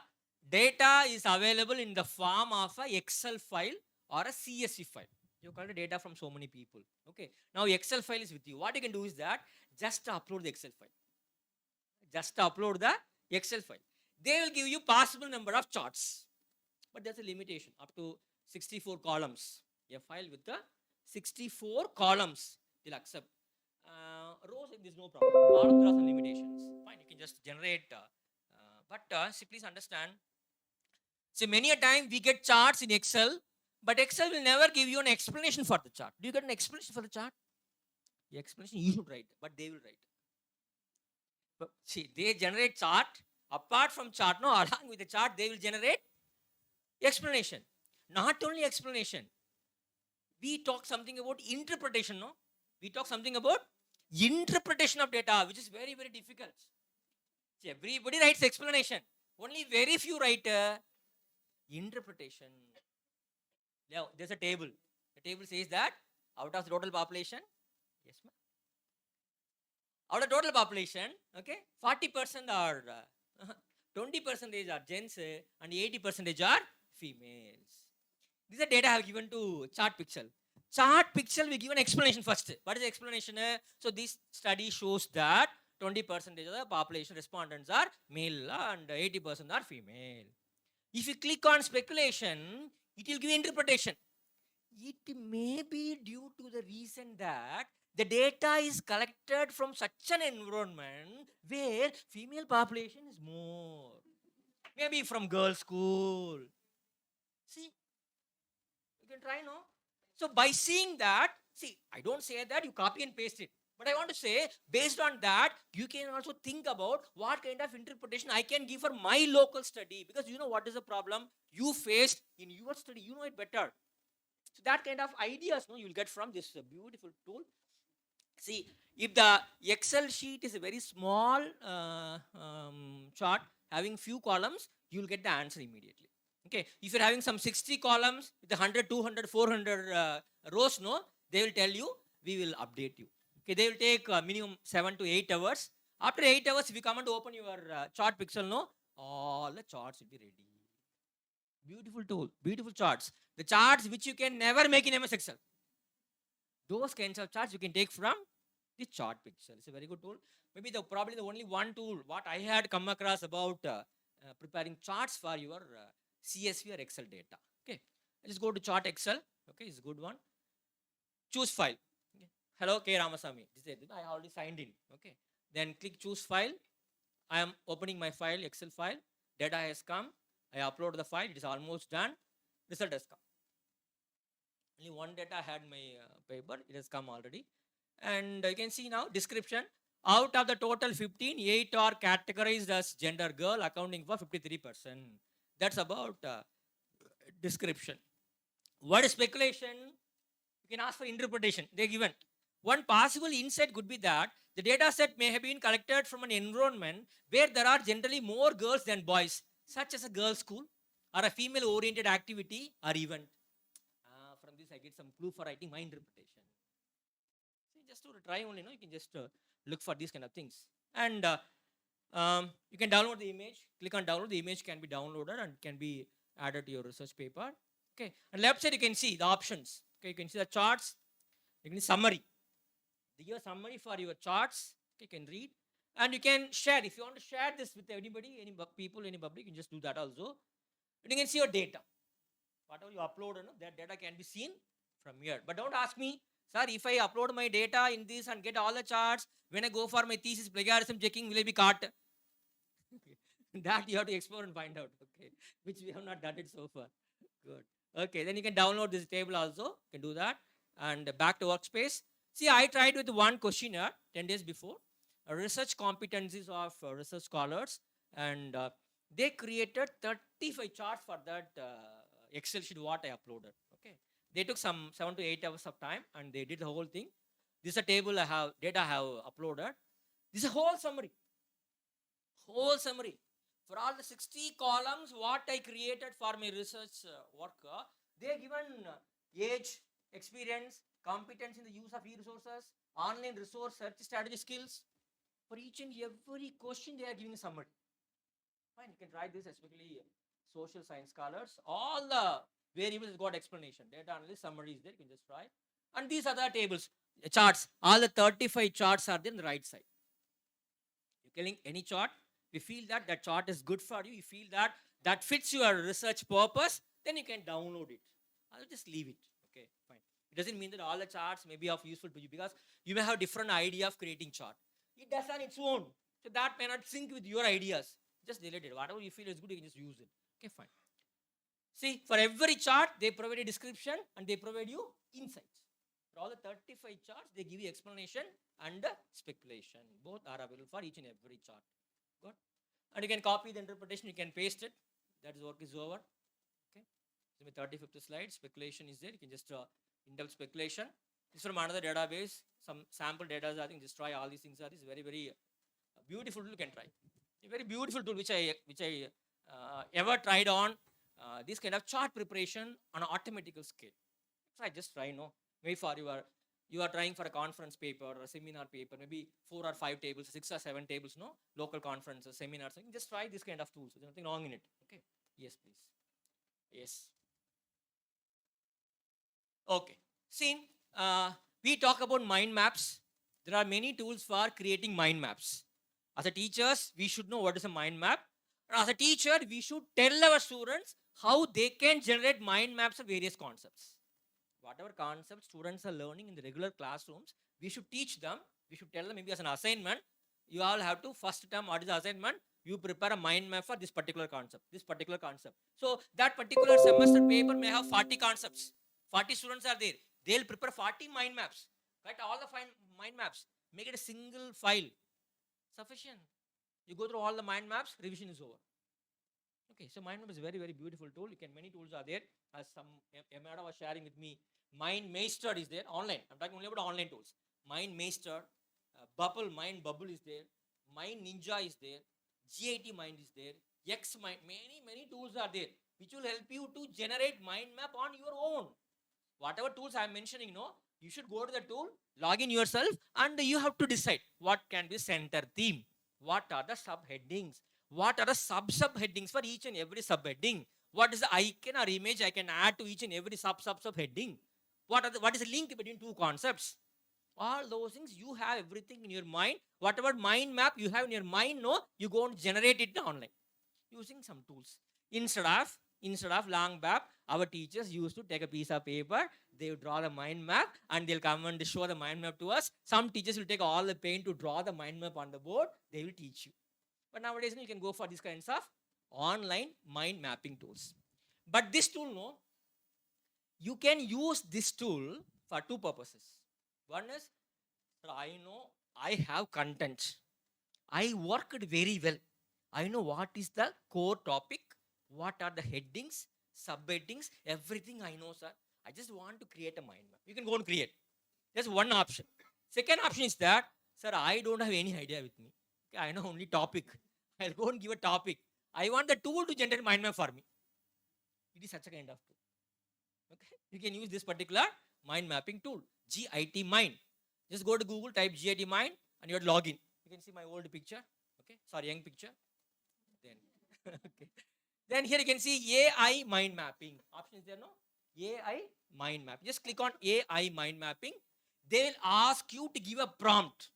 You give the prompt, we will generate a mind map for you. Good. Okay. I'm just giving a prompt. Different uses of mobile phones in our daily lives. Topic on which I want a mind map. Okay. Useful for 7th class, 9th class students. Maybe you may have kids studying in 7th class, 8th class. You can use all these things. You can tell your sisters, brothers, neighbors, nephews, cousins. Okay. They'll use it. See, different use of mobiles in our daily lives. You'll get. I have chosen fishbone model. You can choose any model. 100 plus models are there. Okay. They'll give all the uses. Communication, use of mobile phone. Internet access, how you're using mobile phone. Entertainment, how you're using mobile phone. And for organizing your ideas, for getting information, for navigation, for health and fitness, for photography, for personal finance, for emergency situations, for travel, for education, how you can use mobile phones. Mind map is ready. Okay, this mind map can be set in any structural form. I want a top to bottom. I want an equal distribution of both left and right side. I want an organogram. Whatever style you want, you can convert the content. It's one way of doing it. Based on your prompt, they generate. Then comes, so I have given use of artificial intelligence in research. Create a mind map of 4 nodes. I want only 4 nodes. Don't add more. Only 4 headings should be there. Core plus only 4 headings. I'm just giving a prompt. It will generate. Use of artificial intelligence, only 4 headings. Data collection purposes, analysis purpose, problem solving, research enhancement. For all the 4 purposes, how AI tools can be effectively employed. Good. So this you can generate. This is one idea. And second idea is that, okay, this is the mind map. You can change the background. You can add the font style. You can add images. You can add icons. You can add commands. You can give link to other files. You can make the mind be beautiful. Getting base content from them, you can improvise it to suit your local requirements. Fine, you can try this. Then another option is there in the home page. Click on new map. There's an option, second option called a new map. Just click on that new map and you type the core concept. What is the core concept? Functions of human heart. I want to create a mind map on this particular concept. You just type the core concept, central theme, you type. After typing, you click on this option. One AI option is top right, one AI option. Just click on A option. They're asking, do you want ideas? Do you want questions? Or you want mind map? What do you want? I'm telling, I just want a mind map. They created. They'll create all the notes with all the subpoints. Now your mind map is ready. Download and use it. Or if you want to edit, you can edit it. I don't want these points. I want to summarize it. You can, all those are possible. Okay. It's a beautiful tool. You can use GIT Mind. You can use it.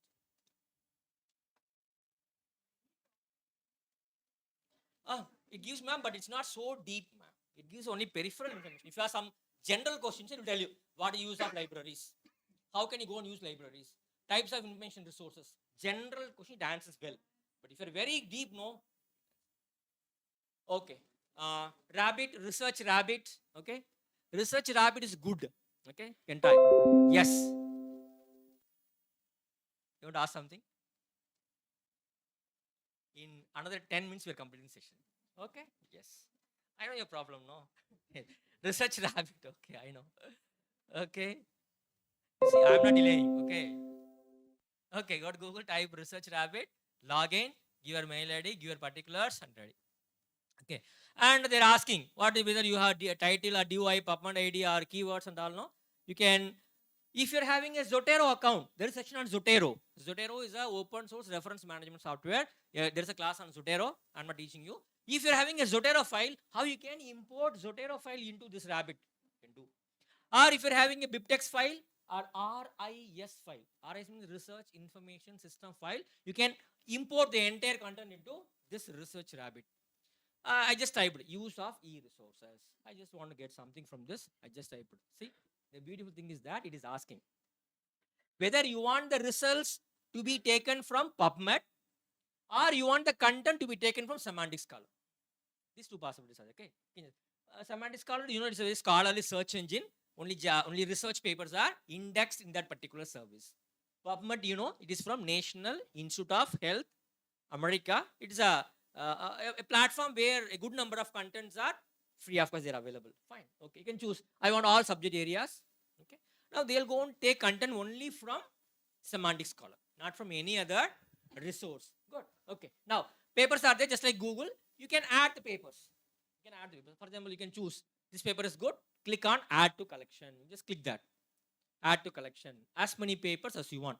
1 paper or 2 paper, 3 paper. Just add it. Okay. The beauty is that once you add that, you can see here. See? Very good for literature review. See? Left side you added 4 papers. Right side you see similar work 454. There are 454 research papers which are similar to the 4 papers that you added to the collection now. Okay?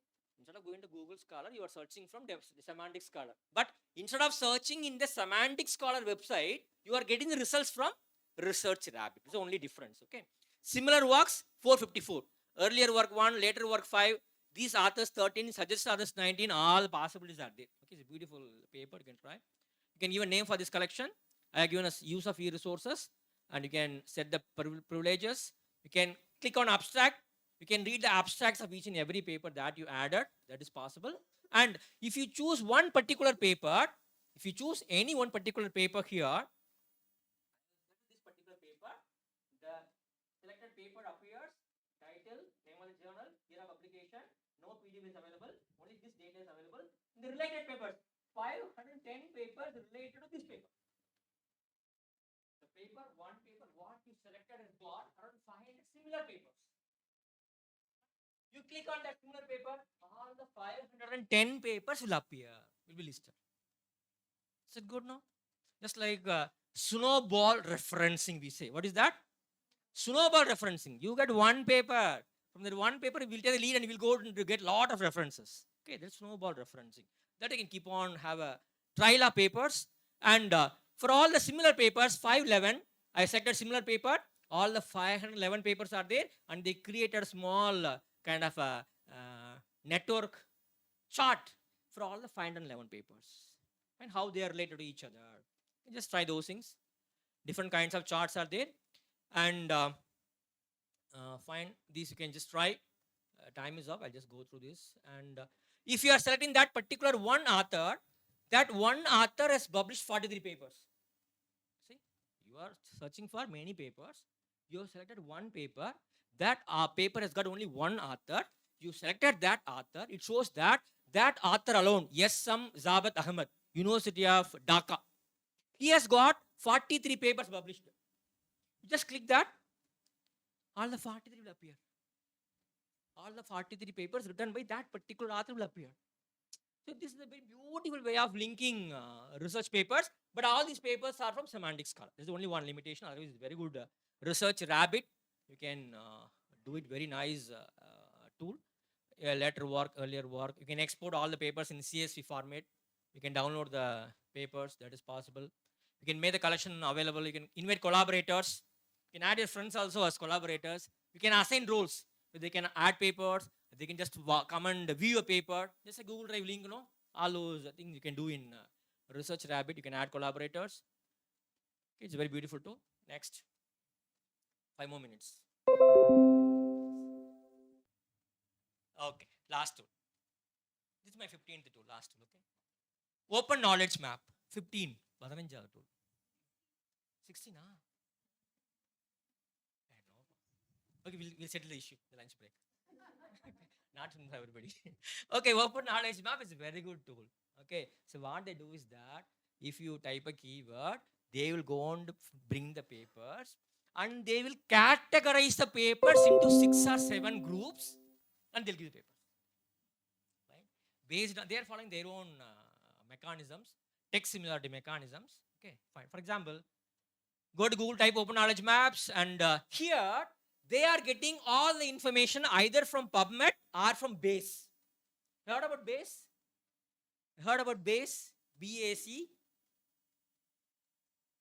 Base is the only search engine ever created by a university. One university has created one search engine. This search engine will go and search the contents given by 11,000 institutions across the world. They will never go to Google. They will go to all these 11,000 institutions. Whatever content these 11,000 institutions are ready to share with this particular Base search engine, they'll go and search the content. They'll bring the results for it. Beautiful search engine, free search engine, Base, BASE. Okay.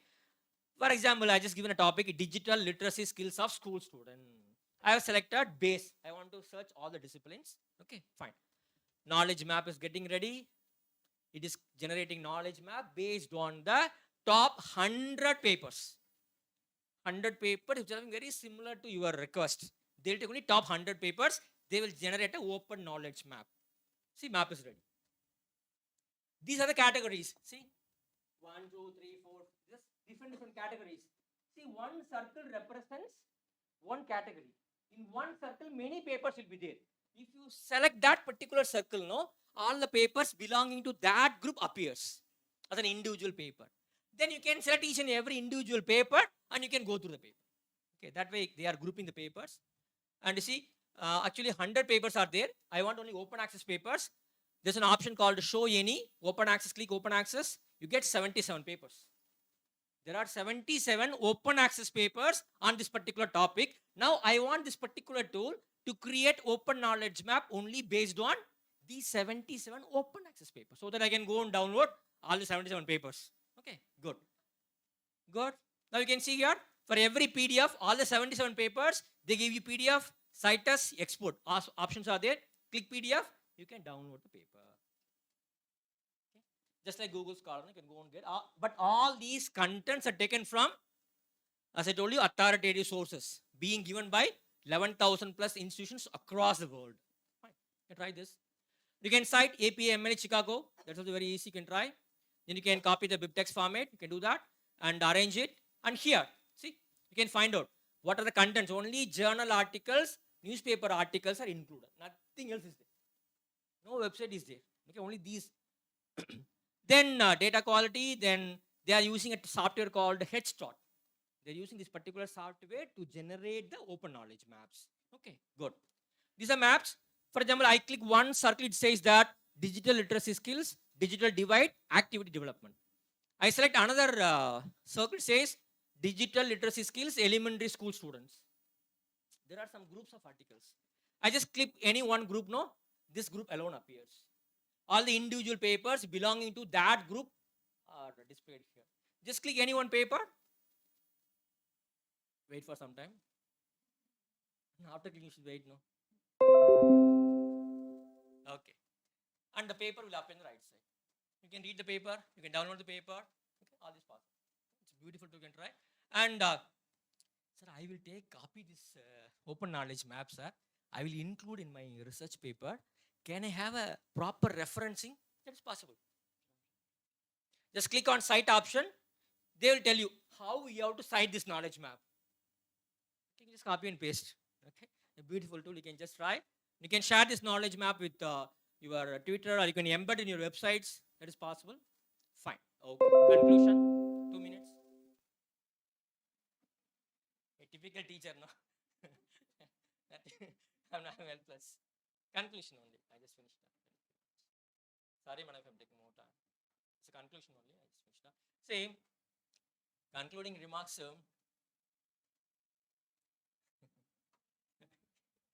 Non-cooperation movement. Okay. Where to get the new AI tools? Sir, you have given us just 15 tools, but I am interested to explore more tools. Sir, do you have AI tool for this? Do I have a AI tool for this? There are a lot of questions. Don't ask. Please go to these websites and get the answers. Because, okay, see. There is a website called Top AI, topai.tools. Topai.tools. They are providing you 5,110 tools as of last week. Now it doesn't increase by 100 more. 5,000 tools are there. Different headings are there for research, social media, speech, translation, marketing, video, writing, podcasting, data analysis, chart, audio, art, education, email. Everything tools are there. You can go and get tools from this. I just clicked the free. There are all the free tools are appearing. You just try. Then there's another site called There is on AI for that. There is a website like that. There is an AI for that. Just go here. They'll give you all these kinds of stuffs that you need for many different headings. You can try. It's a good. They are called directories. Directories of AI tools. And this one beautiful tool. One gentleman from University of Kalyani, he's maintained this site. University of Kalyani, one Bridgel on SAR is there, head of Resource Management Center. It is his website, researchersite.com. Researchersite.com. He has given such a long list of AI tools. Around 33 tools he has given. All the 33 tools are meant only for research purposes. Beautiful site. You can just try this particular SAR site. And YouTube. Sir, no, sir, I want to see and learn. Means please. I used to visit this particular YouTube channel now and then. Okay. Guru Tech Solutions. Just go there. He has put more than 100 videos on AI tools. Only videos. How to use that tool practically. Beautiful videos are there. Guru Tech Solutions. I think he's from Bangladesh. I think the gentleman is from.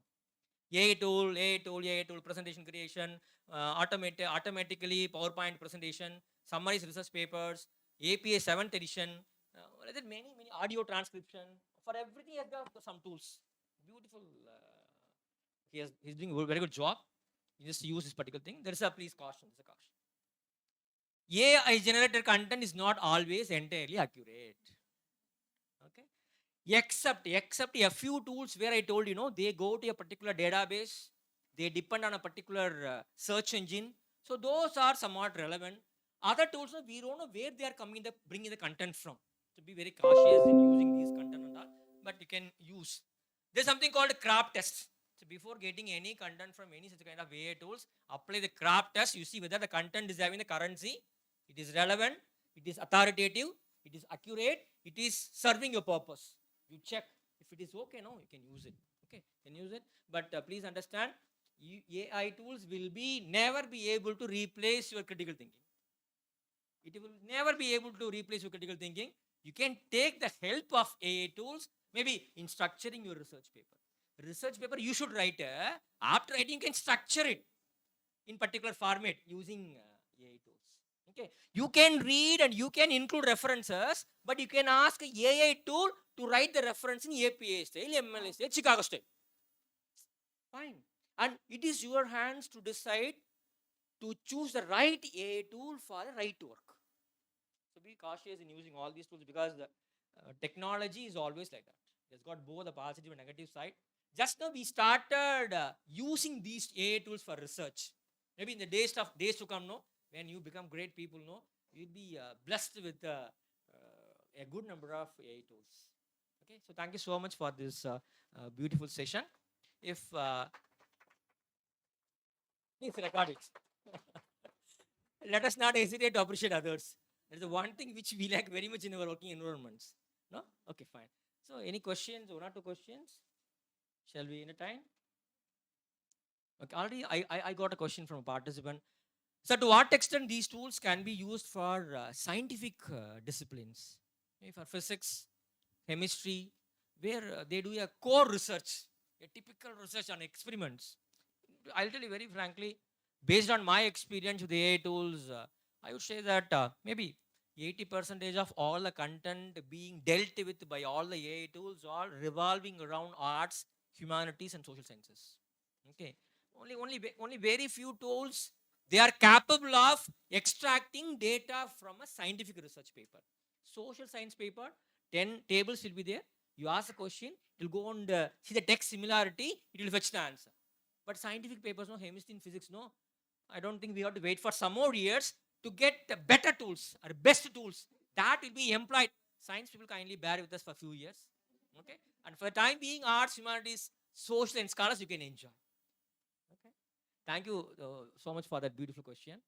If any other question, one or two questions, we will entertain. Otherwise, we will wind up and we'll have one more session by the same resource person in the afternoon.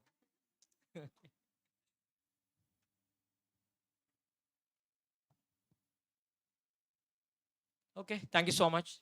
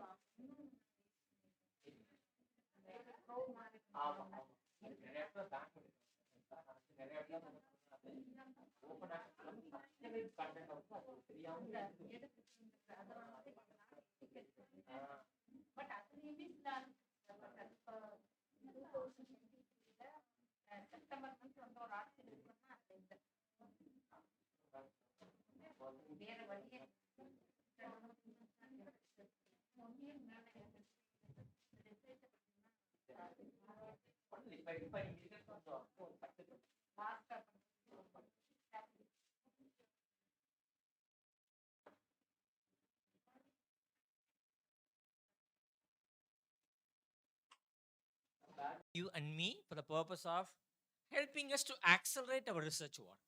Okay, and of course there are some more tools. Free online tools are there. They are not They are not AA tools. They are online tools. They are free. Just go to Google and you can start using those tools. Apart from that, I got two other assignments to discuss this afternoon.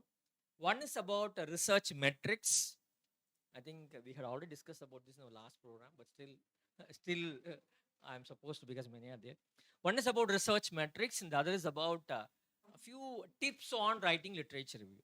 Okay, you're all expert. I just share my ideas of writing literature review. These two are the portion for afternoon semester. Okay, and if time permits, we'll think about. I'll show you some other tools. Otherwise, we'll just wind up with this. Okay, so research metrics we talk about in length. Okay, and due to all these reasons, research is gaining more importance. See, we are asked to do research, especially because of these ranking systems. Everybody started asking you how many papers have you published. So these things are going on. Every department, how many papers you have published. Those things are going on.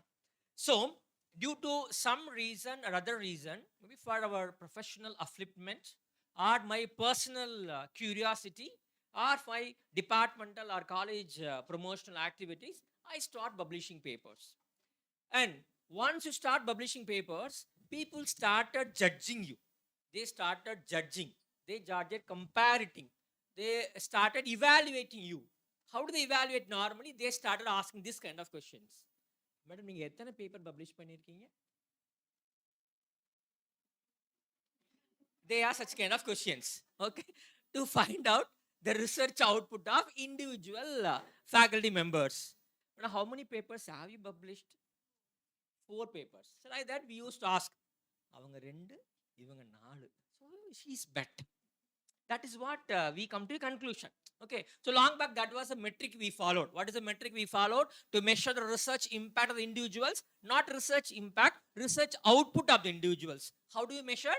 Based on the number of papers he or she published over a period of her career. That was a judging point for us. Okay, then after that, slowly we started moved from productivity count to citation count. Recently, people have started asking another questions. Madam, 2 paper போட்டிருக்கீங்க, எத்தனை citation கிடைச்சிருக்கு உங்களுக்கு? They start on this kind of questions. Okay, what is the number of citations you received for your papers? Sir, I published only 1 paper, I got 1000 citations. That fellow published 27 papers, was not able to cross 40 citations. See, number of citations had become another benchmark which is being used by institutions for judging the research impact of an individual. What is the research impact of you as an individual? So what is the research impact? Whatever you have done as a research, people started referring to your work. People started citing your research. People started referring to your content in their research papers, either positively or negatively. See, for example, Srividya madam தப்பா நினைச்சுக்க மாட்டாங்க. Srividya madam has written a paper, yeah. Okay, madam has written a beautiful paper about functioning of self-help groups in Rajapalayam.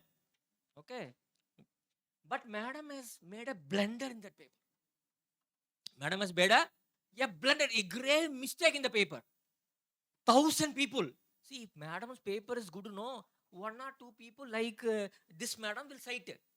The paper is not good to know. All the 1,000 of us will stand in a queue. It's not good.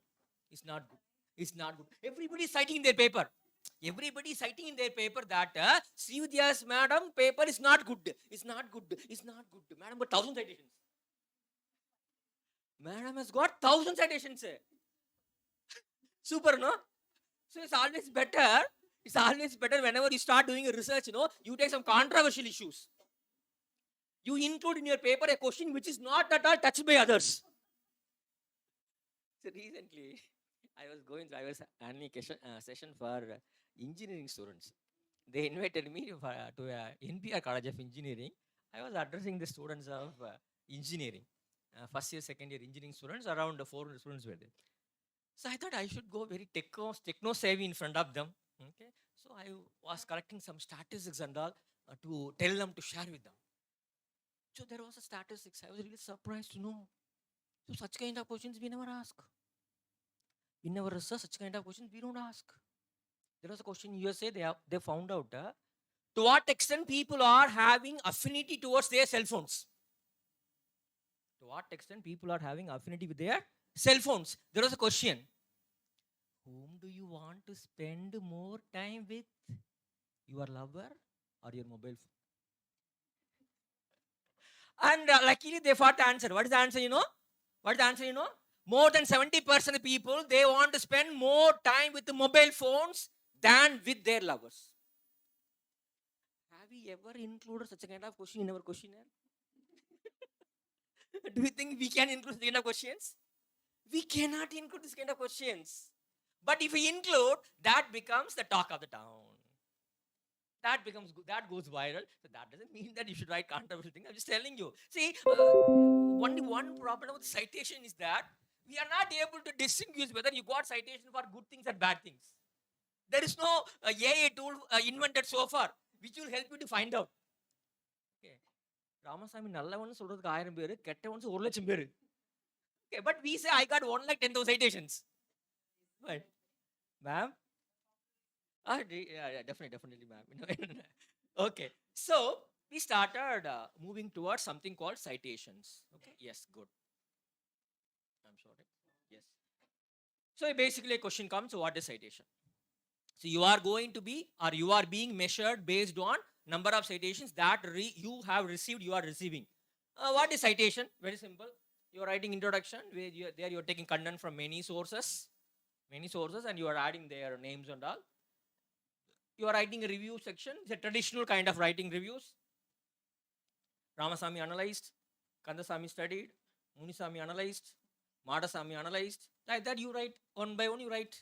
Okay, you write names of all those people. Good. That's also good. Okay, write all those fellows. Okay, good. Then discussion section. See, at the end of your research paper, you always have something called discussion section. How many of us have the habit of writing, including discussion section of research paper? Many a time, our research paper will have traditionally the headings like introduction will be there, isn't it? Then literature review will be there, objectives will be there, methodology or materials and method section will be there, then findings of study will be there, then scope of further research, and then suggestions will be there, then conclusion will be there. Many a time I have seen Indian research papers, but many a place they are asking for a section called, even in research papers, most of the foreign journals, they ask for a section called a discussion section, wherein you are supposed to compare your findings with that of others. Already many people might have done research on the same field. Okay, discussions. So you combined both results and discussions. You can also combine. There is a good combination, in fact. Okay. So you need to discuss. Either you have to say that my findings are similar to the findings of X, Y, A, B, or you can say that my findings are contrasting the findings of A, B, C, D. Either this way or that way. So you need to refer to the people in all the places. Either in the discussion or in the literature review or the discussion part, you need to get the content from others' research paper. Maybe their methodology, their findings, their suggestions, their methodological way of working, the hypothesis, whatever it be, you are taking something from them. You are referring to them in the text of the paper. That is called in text. In the body of your research paper, you are citing them. There are many methods. Either by numerical system, you write 1, 2, 3, 4, you are superscripting 1, 2, 3, 4, or you are doing alphanumeric system. What is that? You are writing the name of the author, comma, you are writing the year of publication. This way or that way. Over. Once that is over, you have list of references where you give complete particulars about the papers you refer to. Okay, author's name, year of publication, title of the paper, journal name, volume number, issue number, all the particulars are appended at the end of your research paper in the heading references. For this also, you will follow some style. You follow APA, MLA, Chicago, you follow some style. Okay, so based on this, we say what is a citation. Is it clear? What's your name, ma'am? Murugeshwari. Which department? Max department. Be happy to say you're from Max department. I have seen max people.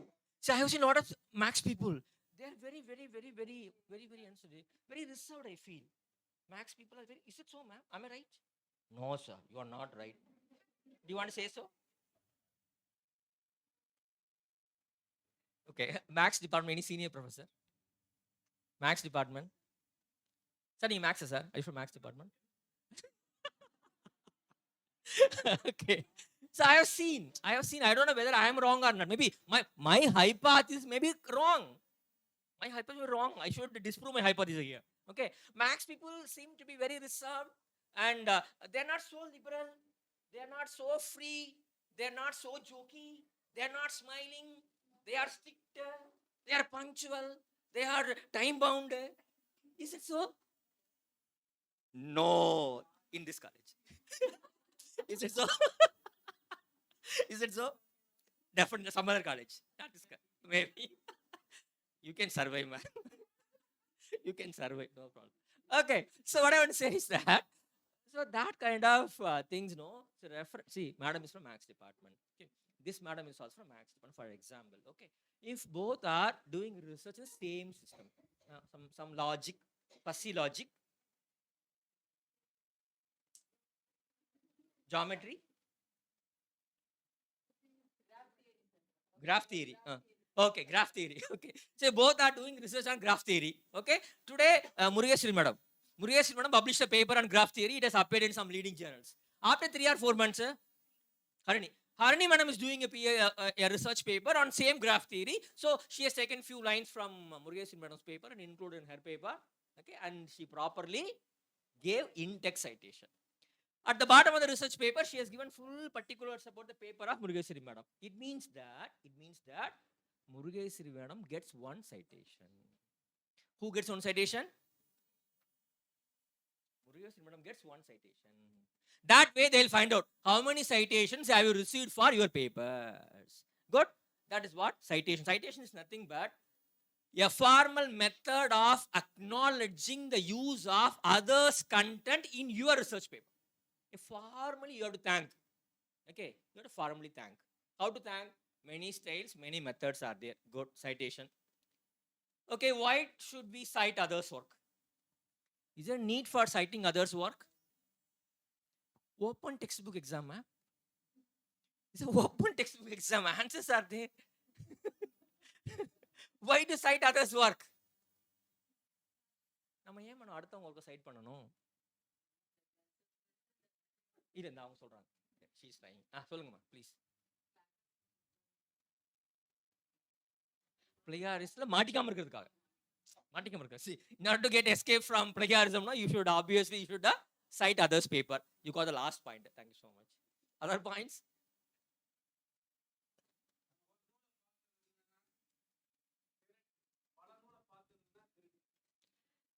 அப்படி எத்தனை நூல் இருக்கீங்க sir நீங்க?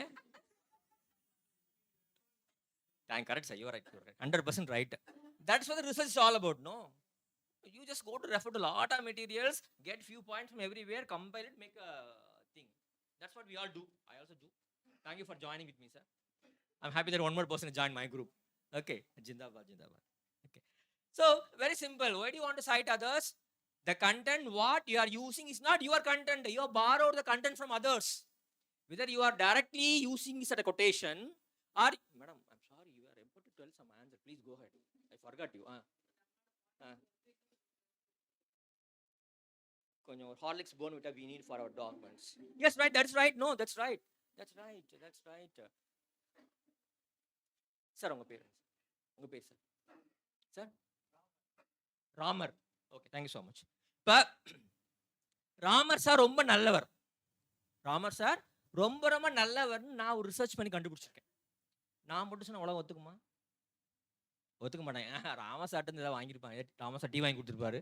Ramasar might have done something for him. This fellow is writing Ramasar is good. No, I will not believe. So what I do is that I start collecting some supporting points. 1 year before, Lada madam did a research and found that Ramasar is good. 2 years before, I don't remember. Madam, உங்க பேர் என்ன ma'am? Kalavathi. Sorry ma'am. சில நேரத்தில் உங்க பேரை தப்பா pronounce பண்ணி ஏகப்பட்ட மீனிங் கன்ஃபியூஷன் ஆகி போயிருக்கு. Kalavathi. I think I am pronouncing correctly. Okay. You got it, ma'am? So quickly. Thank you so much for that also.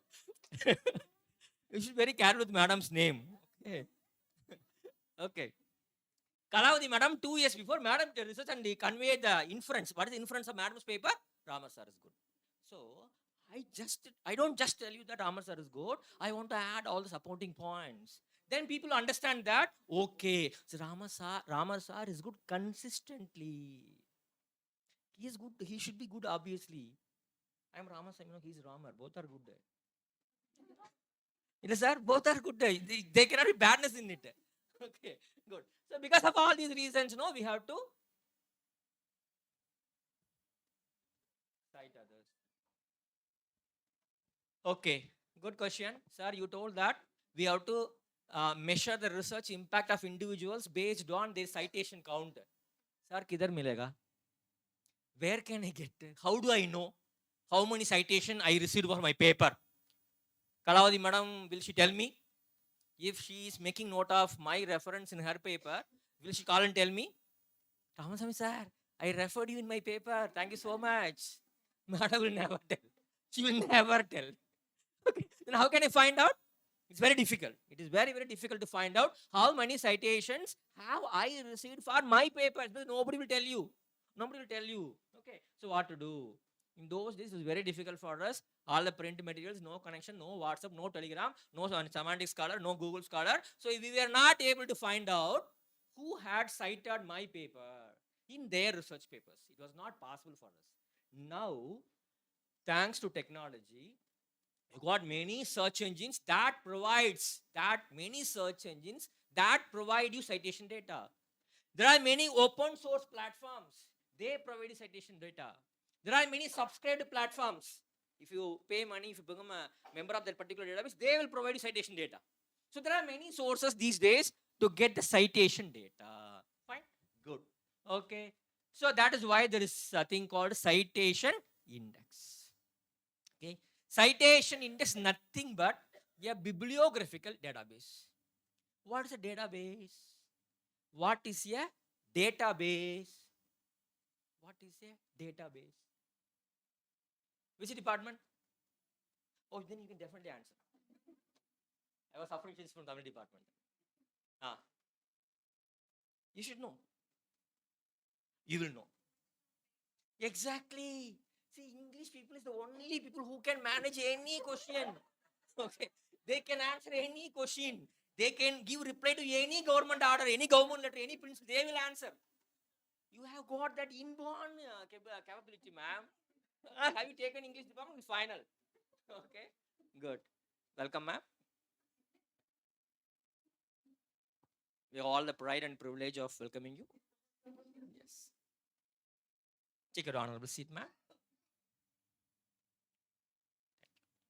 So we had a database. Database nothing but a collection of records. It is a bibliographical database. A database that will contain only the bibliographical details of the periodicals or books. They will not have full text. What is the bibliography details? Name of the book, author, year of publication, who is a publisher, place of publication. These are called the bibliographical databases. There are some databases, we term them as full text databases. So there you can get all the full text. But the citation indices are bibliographical databases where you can go and find out which later documents are citing the which earlier documents. Later documents are citing the earlier documents. Which paper is citing which paper? That connection you can take it from citation indices. Is it okay? The first time, 1873 people are using citations. Even now, same tradition is following Ramar sir. Whenever there is a court case, they'll quote. Ramasamy sir has got increment, I also joined the same date, but I didn't get increment. Please give the increment. We go to court. By quoting Ramasamy's verdict, we going to ask for something, no? That's what citation is. It's not long before legal citations. But academically, there's some person called Eugene Garfield, the person who is known as the father of academic citations. It is he who founded ISI, Institute of Scientific Information, Philadelphia. It is he who introduced all these indexes. Science citation index, social sciences citation index, arts and humanities citation index, conference publications index, book citation index, emerging sources citation index. All those indexes are part and parcel of a product called the Web of Science. What about Web of Science database? No, Web of Science database has got all these databases as components, and it is he who introduced this citation indexing in the academic field. Let us understand that. Then where from I'll come to know about the citation count. There are many databases from where you'll come to understand how many citations you received for your papers. Sir, I published many papers in print journal. In print journal, for example, I published last year one print magazine. That volume had 14 papers. Only 14 papers were included in that volume. They printed 18 copies. Publishers printed 18 copies. 4 copies were given to 14 authors. Remaining 4 copies they are keeping with them. Over. So maximum your papers has reached how many people? 15 people. Nothing more. Nobody else will have access to your paper. That is the problem. If you have published your papers in print media, it is very, very difficult to get citation. You will get citation. See, you had published a paper in a print book or a print journal, you might have got 100 citations. But where to go and count them? How to find out them? You will not be able to find out. So recently what we talk about, even we had a discussion with Tamil lecturers. Even they started publishing their papers in online journals nowadays. Only when you publish your papers online, visibility will be more chances of getting cited by people of your own field. So that there are some problems. Okay, fine. So these are the Site C is one website. Go to Site C. I just type cell biology, list of papers. You can see here. Cited by. How many people cited this paper? You just click that, all the papers will come.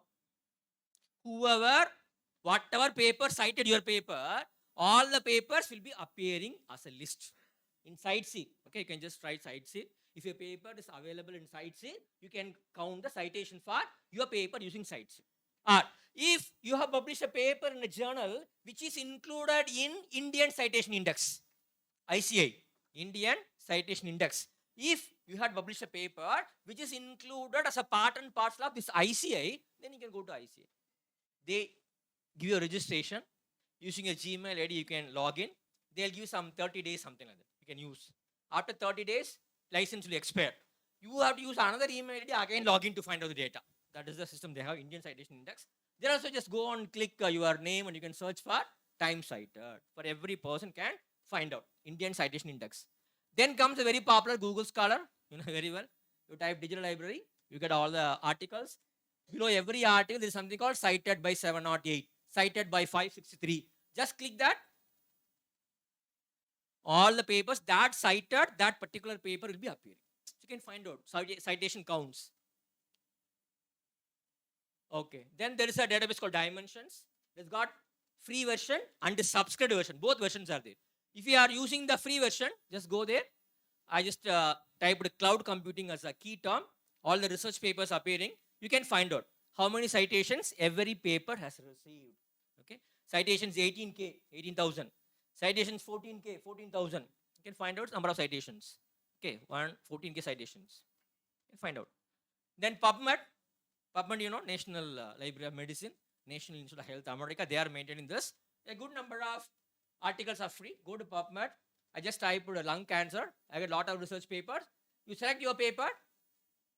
You can see in the right side, cited by. Just click that. You'll come to understand how many people cited your paper.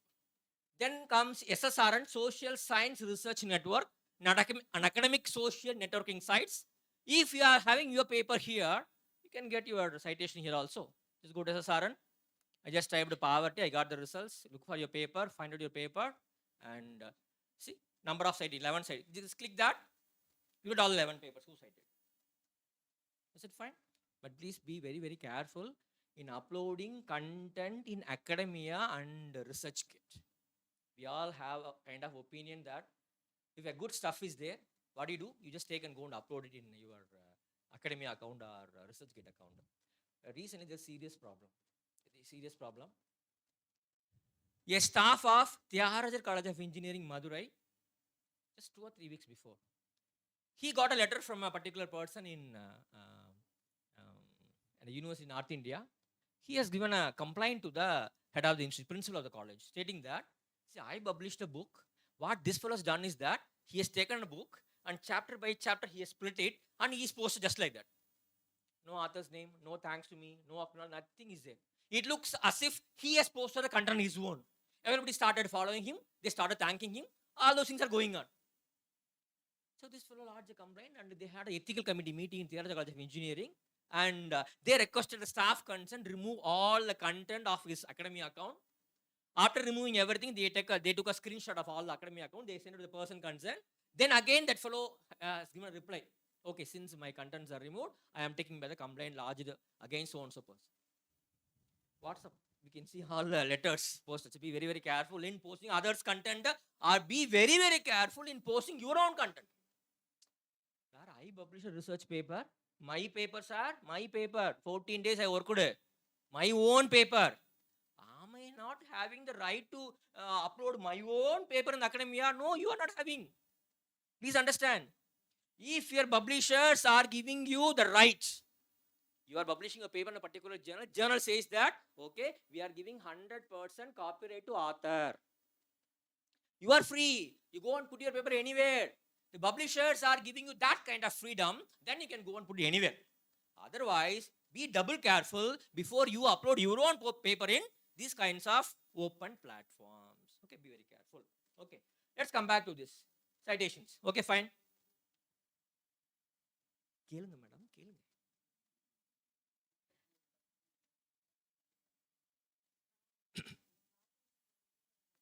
நீங்க தான் பிரச்சனையே இல்லை madam உங்களுக்கு players, உங்களுக்கு என்ன பிரச்சனை? எங்களுக்கு தான் பிரச்சனை. Tamil people, I don't think they have much problem with plagiarism. Yeah, regional languages, they don't suffer much.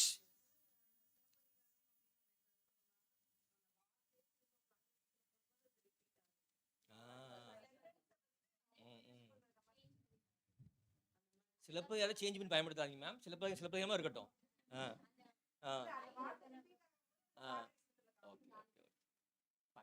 Okay, so இப்போ 2 விஷயம் பார்த்துருக்கோம். ஒன் வந்து we know how many papers we have published, one side. The other side, we have found out how many citations we have received for our papers. We know both these concepts.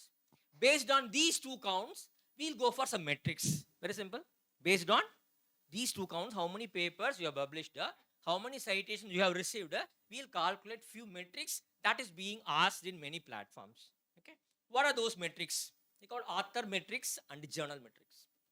Author metrics can be used by us to find out how impactful research was carried out by an individual.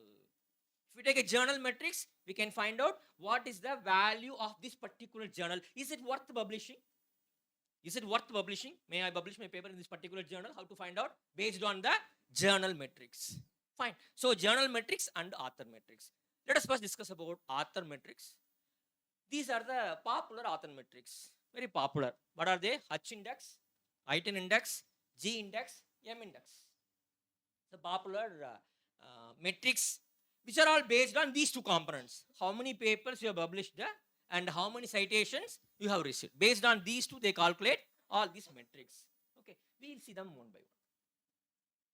H index, it was found by one physicist, and he wanted to know among lot of physicists who is good, relative who is good. So he wanted to measure it, so he just invented this H index. And H index can be calculated for an individual, or a group of individuals belonging to a single department. You can calculate H index for the Department of Chemistry. You can calculate H index for Rajapalayam, Raju's College. You can calculate H index for a journal. You can calculate H index for India. See, all these possibilities are there. You can calculate H index, no problem. Okay, yes. And how do we calculate H index? Okay, it's very simple. The formula goes this way. H index is the highest number of papers that a scientist has written that have received at least that number of citations.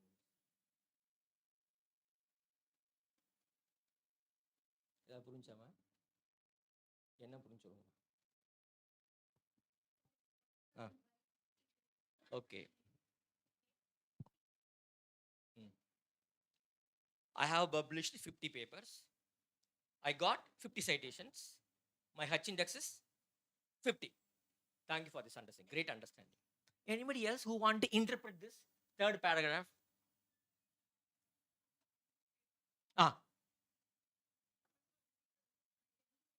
Each paper. That is good. That is better understanding. Okay, that is what I want to tell. Okay, see, for example, who introduced me? Oh, thank you, ma'am. I know you. Thank you so much for your elaborate introduction. Thank you so much for that. Okay. See, Gauri madam has published one paper. How many papers? One paper. Okay. And madam got 7,000 citations for her paper, for one paper. For one paper, she got 7,000 citations. Fine. Rama sir, use Rama sir. So Rama sir has published only one paper. Only one paper. He has got only one citation. Rama sir has published one paper, got one citation. Gauri madam published one paper, got 7,000 citations. What is H index of Gauri madam and Rama sir? 1, 1. There's no difference. 1, 1. Suppose Gauri madam improved 2 papers. 2 papers. First paper, 7,000 citations. Second paper, 4,000 citations. Rama sir published second paper. Got 2 citations first paper, 2 citations second paper. Got 2 citations for first paper, 2 citations for second paper. What is H index of Gauri madam and Rama sir? 2, 2. Okay. What I want is that, see, you may get n number of citations, but your H index will not be more than the number of papers published by you. That should be very clear. One. And secondly, if you are having H index of 5, it means that all your 5 papers, each of the 5 papers has received at least 5 citations each. Minimum 5, minimum. Maximum can be 1 lakh also, no problem. But minimum 5. Okay, let us assume. After some time, Rama sir is publishing one more paper, third paper. Rama sir published the third paper and he got 3 citations for first paper, 3 citations for second paper, 3 citations for third paper. What is the H index? 3. 3 papers, 3 citations. He got 3 H index. Gauri madam published third paper, but third paper has got only 2 citations. First paper 7,000 citations. Second paper 4,000 citations. Third paper only 2 citations. What is madam's H index? 2, not 3. Not 3, only 2. That means if you publish 3 papers, each paper should get at least 3 citations. Minimum, each one should get 3. So if you want to get your H index to be 3, then your third paper should get 3 citations. That is what H index is all about. Of course, there are some criticisms. How come here? How can you compare Rama sir with Gauri ma'am? Gauri ma'am has got 11,002 citations. Rama sir has got only 9 citations. So there are some criticism for H index. Let us not delve much into the criticism part of it, but that is how they calculate. Is it fine? No doubt? Okay, good. Okay, and here is a method of calculating H index using a table. And for example, a particular author has published 10 papers. I have published 10 papers. Okay, and all the 10 papers are arranged in the decreasing order of number of citations received by them. In the decreasing order, you arrange all the 10 papers. That means the paper which received the highest citation should be given the rank 1. Which paper? A paper with 70 citations. That is the rank 1. Don't worry about the year of publication of the paper. We are bothering about the number of citations received. So, first paper with 70 citations is ranked 1. 12 citation, rank 2. 6 citation, rank 3. So that way, you rank all the 10 papers based on the decreasing order of decreasing number of citations received. Fine, it is arranged. Okay, then look for the table when this rank and citation are equal. Rank and citation should be equal. Otherwise, citation should be more than the rank. If it is so, that can be taken as your H index. Is it okay?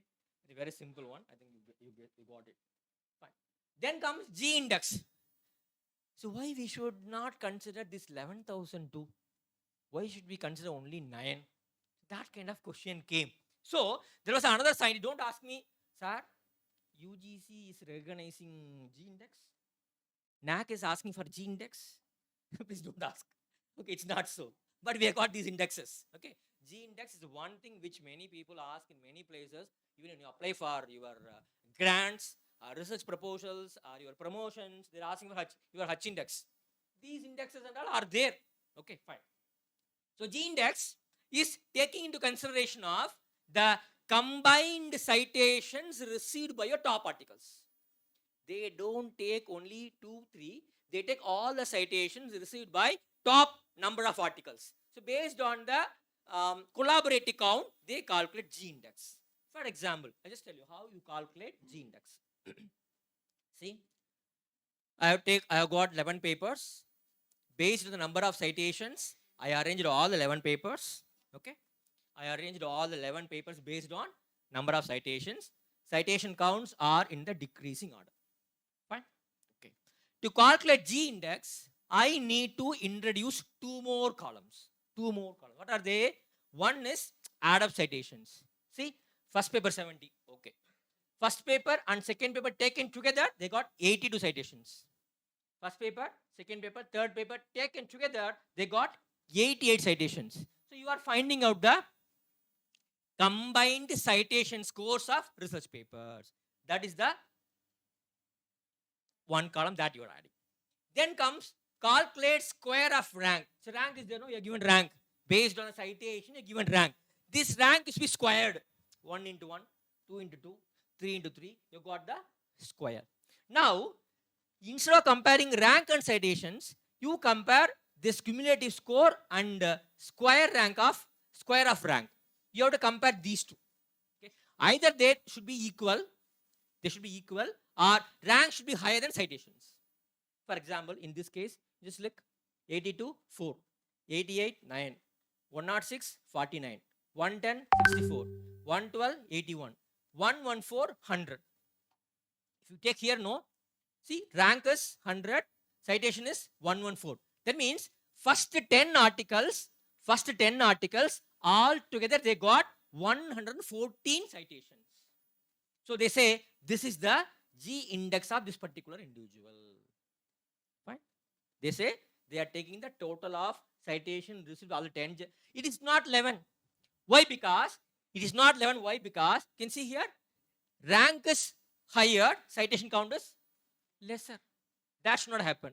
That is what the formula is. Okay, G index. So people are going for G index because they feel that I will score more G index than H index. Okay, fine, good. This is another example. I just leave this.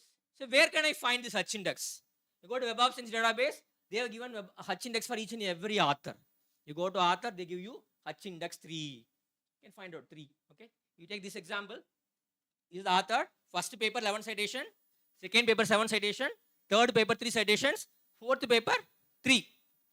His H index is 3.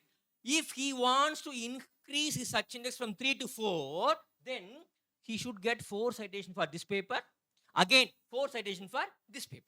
Then his H index will become 4. Okay, fine. From Web of Science you can get. Then Scopus. Just go to Scopus. It is free. Web of Science is not. Scopus is free. There is a website called Scopus Preview. Go to the website. There, click on author search. Top right corner, author search. Just click. You will get the name of the author's name. Right side, in the H index of the author concerned. So click the author, you can get H index. It's free. Scopus Preview is free. Anybody can go and search for. I can go and search for my name. I can find out what is my H index in Scopus. Easily find out, no problem. Then comes item index. How many of you are having Google Scholar profile? Raise your hands, please. Good. Very good. Very happy. So those who are having Google Scholar profile, you can get your item index, because item index is a component, is a index proposed by Google Scholar. Okay, very simple. How many of your papers have received at least 10 citations? I published 10 papers, but only 4 papers have got 10 or more citations. So my item index is 4. Very simple. Okay. Where is it available? Only in Google Scholar. Okay, it's not in any other. Yours, ma'am? Oh, I didn't know your name. Otherwise, I would have got your screenshot. Good. Okay. Okay, it is my H index. Okay. My H index is 6 and my I index is 3. You can see here, my 3 papers have got more than 10 citations. So you can say my H index 3. It's very, very simple. I'm sorry for this. I'm sorry.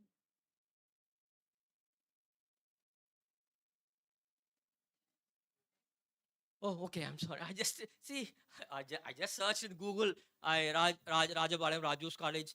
I got only 2 or 3 profiles to be on the first page of screen. I'm sorry. I didn't go to second page. I'm sorry for that. Okay. Whatever name, I didn't know X or Y. I just took it. Sorry, ma'am. Okay. This is Dr. R. Ramalakshmi Madam's Google Scholar. There you can find out Madam's H index is 1 and the citation is 4, and she said to get I index. See, anybody who is having a Google Scholar profile will be, I didn't know your name, otherwise I would have brought your screenshot. Sorry for that. Next one. So you are assuring my next. Okay, thank you for that. Lashmi Prabha, ma'am. Okay. I'm sorry. I told you that. I just went to Google. I typed Rajapalayam Raju's College. Whatever names first came, I just got. There was no intention behind it. There was not at all. No intention behind it. Okay. Then madam's citation H index. You can see this. Okay, good. Then Dr. S. David Lawrence, sir. Okay. Sir has got 13 citations and H index of 2, and he needs just 2 more citations to get 1 item index. I think this may be the old one, I think. Maybe another new one, I think. I just took it a few weeks before, not 2 weeks before. I just took it. Fine. So you can find out these things from Google Scholar. Okay, fine. Then comes finally M index. Then there is something called a M index. Very, very interesting concept called M index. Okay. For example, welcome.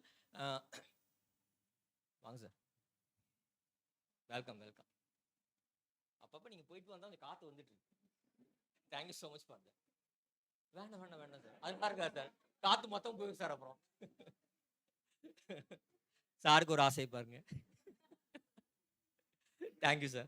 Okay. See, M index is a very interesting concept. Why? Because I'll tell you.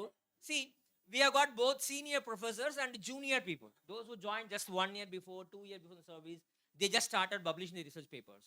But there are seniors, they started publishing papers. They say, oh, I started writing papers in 1970s, 1980s, where you're not born. Seniors, you say, no, I haven't writing for many years. I've seen many journals.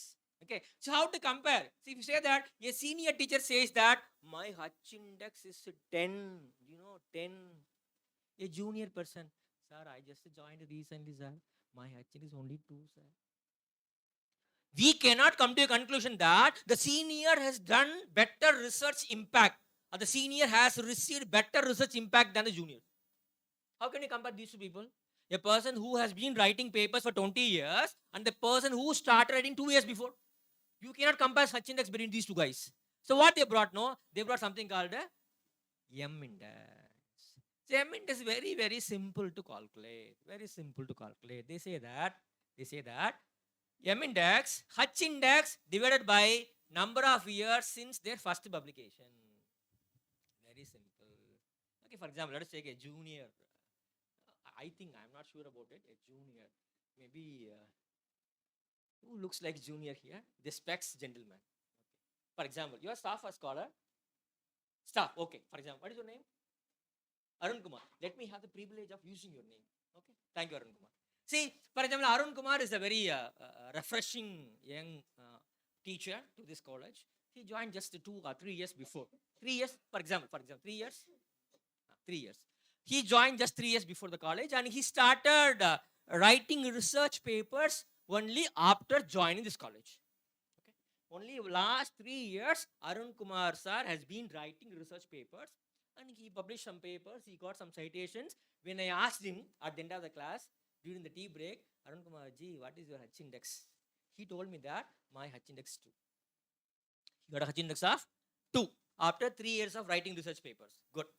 Then I have a very, very senior research person. Very senior. Who is very senior here? Nobody here. They say, no, we are not seniors. Go to that side, they're telling. Okay, I'll come to this side. Okay. I'll have all the privilege of using Lawrence surname. Okay, senior person. He will not mind me, even if I use his name. So, Lawrence sir is a very senior person. For the 20 years, he has been writing research paper. His first research paper was published 20 years before. Since then, he has been writing a lot of research papers. I asked him, I asked him, okay, sir told him, my H is 10. My H is 10. Very good, very good. Now I want to compare these two people, Lawrence sir and Arun Kumar sir. Let me compare who is better. Very simple. H index divided by number of years since their first publication. For Arun Kumar sir, what is H index? 2 divided by 3. What is the answer? 2 by 3. Who told 0.6? Max ma'am? No. Commerce. Okay. You studied mathematics in 11th and 12th. Something is there. Otherwise, you cannot. I have been trying. I'm not getting it, ma'am. I'm a commerce group student. I studied history in 11th and 12th. Okay, thank you for that. Okay. So, what is the answer you got, ma'am? 0.6 is got. So, Arun Kumar sir's M index is 0.6. We'll take 0.6. Now, same formula I apply for Lawrence sir. What is H index? 10 divided by 20. 10 by 20. 0.5. Okay. So, Lawrence sir's M index 0.5. Arun Kumar sir's M index is 0.6. Who is better now? Obviously. Fine. So this M index has been invented by the fellows for the purpose of normalizing the H index of people having different length of services. Is it fine? I'm sorry, sir. Okay. I didn't know this guy, otherwise I would have told him something. Okay. So that is the purpose of M index. That is how they calculate M index. Okay. These are the things how you calculate. Example. Okay. So that is about the metrics that can be used to evaluate an individual.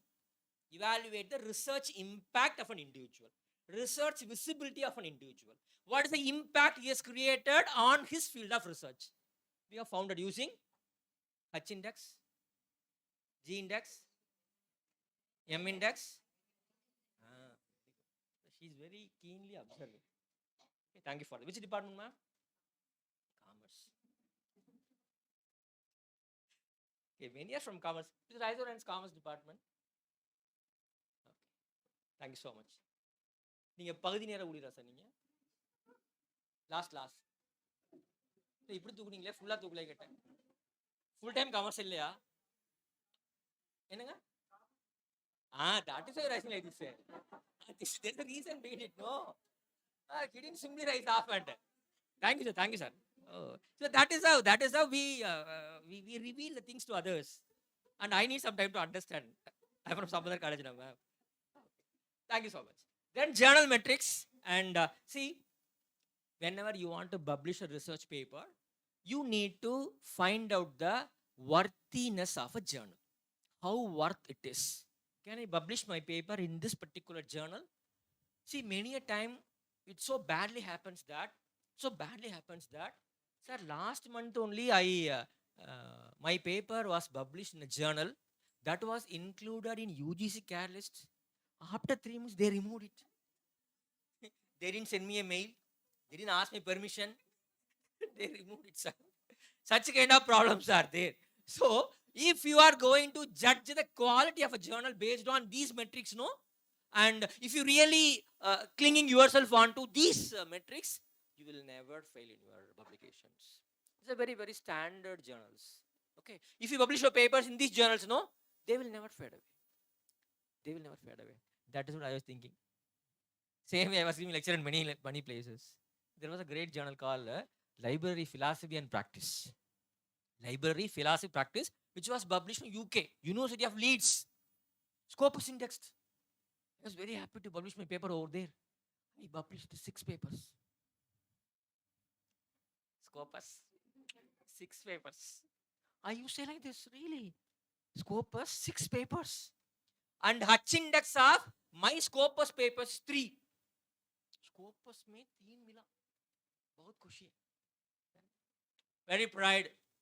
One fine morning, there was a sad news in UGC website. library philosophy and practice removed from Scopus, removed from UGC catalyst. I am thinking of what to do with all those journals.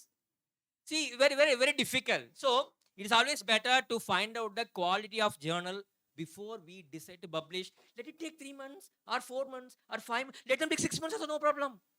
Let them take 6 months. There are people, today you are sending it within 24 hours, you know the reply. Your paper is accepted. Have you gone through my paper? Yes, yes, we have gone through your title. Just by seeing your title, no, they are approving your paper. You pay $100.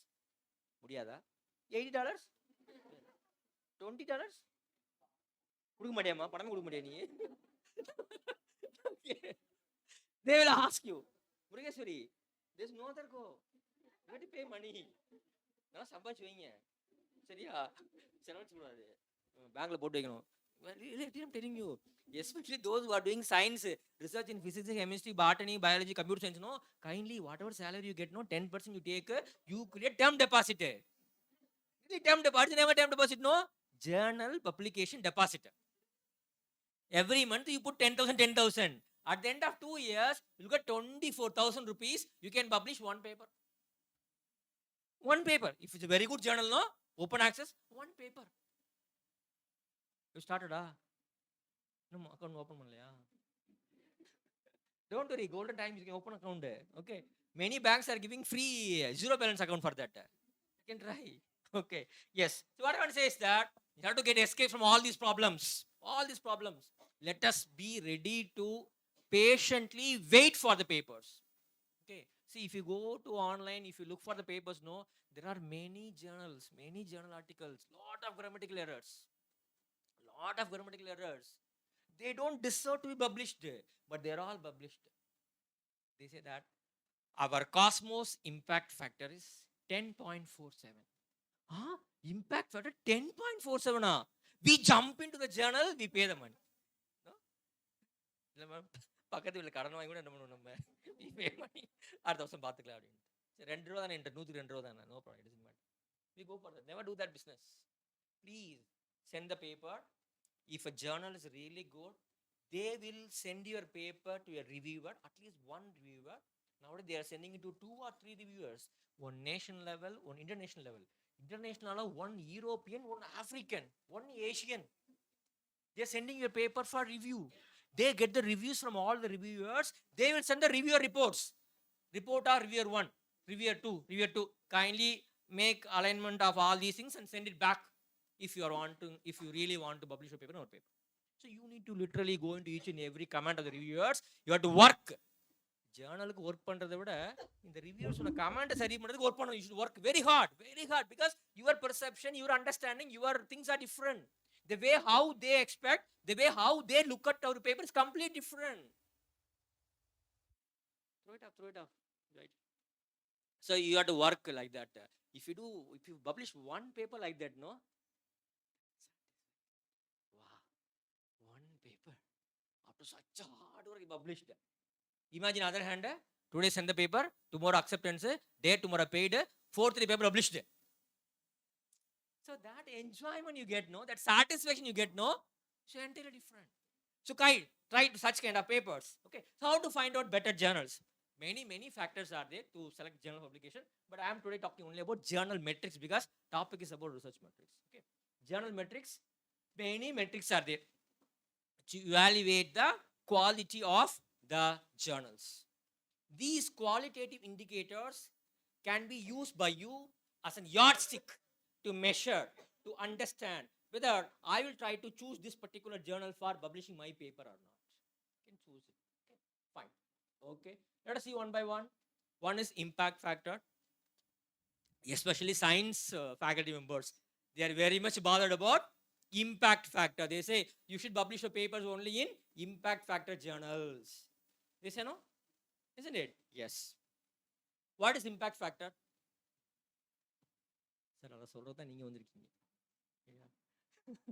Yes, please. You might have published papers, no, in journals having impact factor of 2, 3, 4, 5 and all. Especially science people. In social science, very rare. Social is very rare to get journals with a high impact factor, but science people, there's a possibility. Okay. Yes. What is an impact factor? Okay. Impact factor is nothing but average number of citations received by a journal in the last 2 years publication window. Average number of citations received by a journal for the publications of last 2 years. Very simple. Very simple. Okay. Yes. Okay. So who divide this impact factor? Our Eugene Garfield. Okay. Where is it available? In Web of Science. See, Web of Science now it is being owned by. It was with ISI. It moved to Thomson Reuters. Thomson Reuters was managing Web of Science.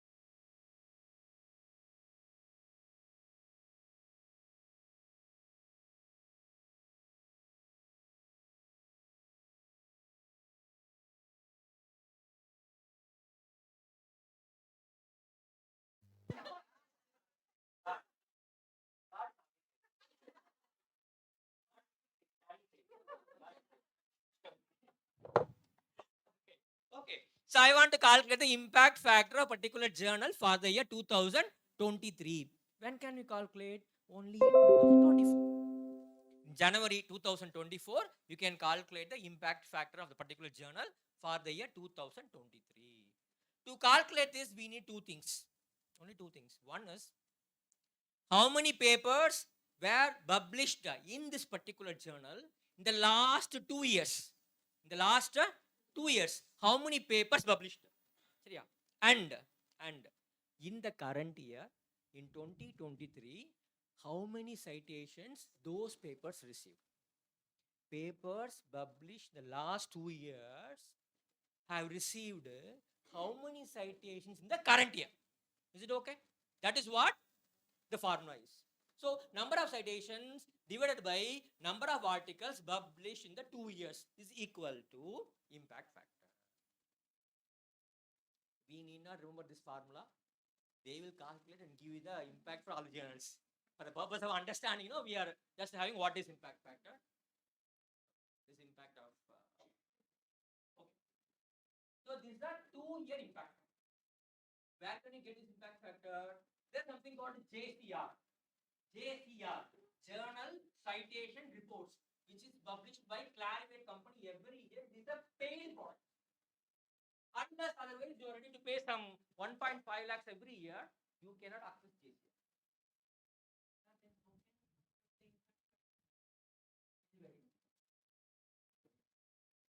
1 year before, when I came to the same college, I think 2 years before, I was telling my participants that there is a website called MJL.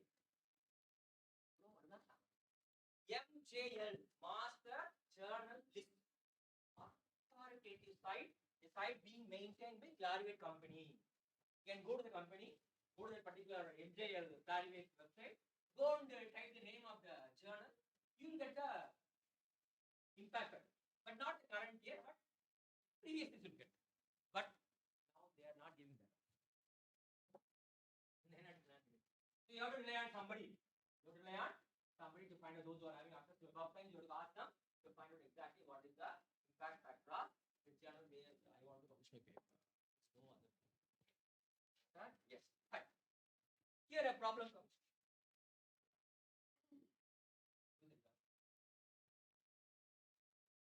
End the partner.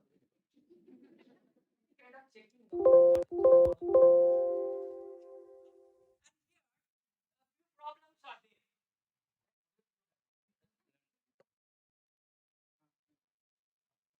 The problem is that please understand the impact factor can be used to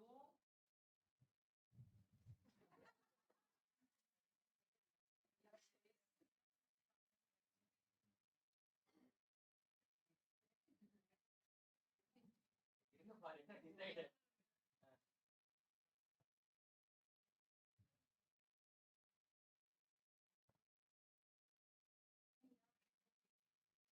நீங்க பின்னால் சென்று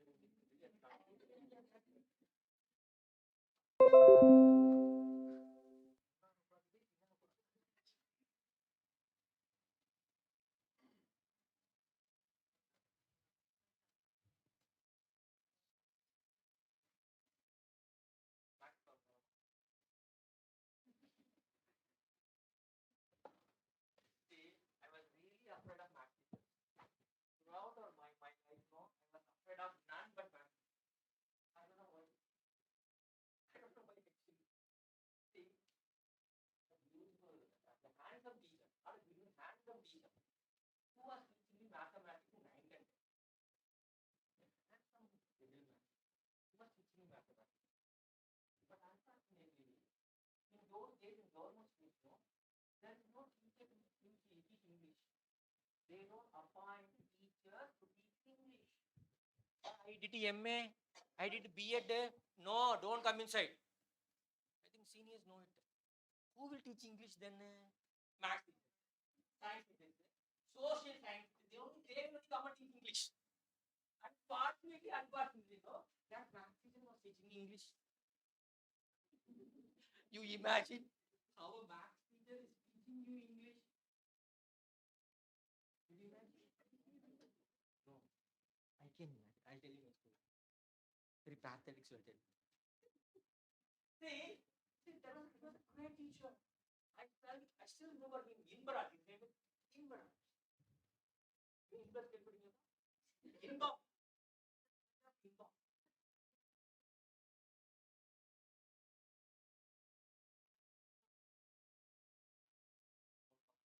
Phone back sir. Sir, when you start my class, I join you. He was very good. I love him so much. I remember even today. I love him. I am indebted to him till now.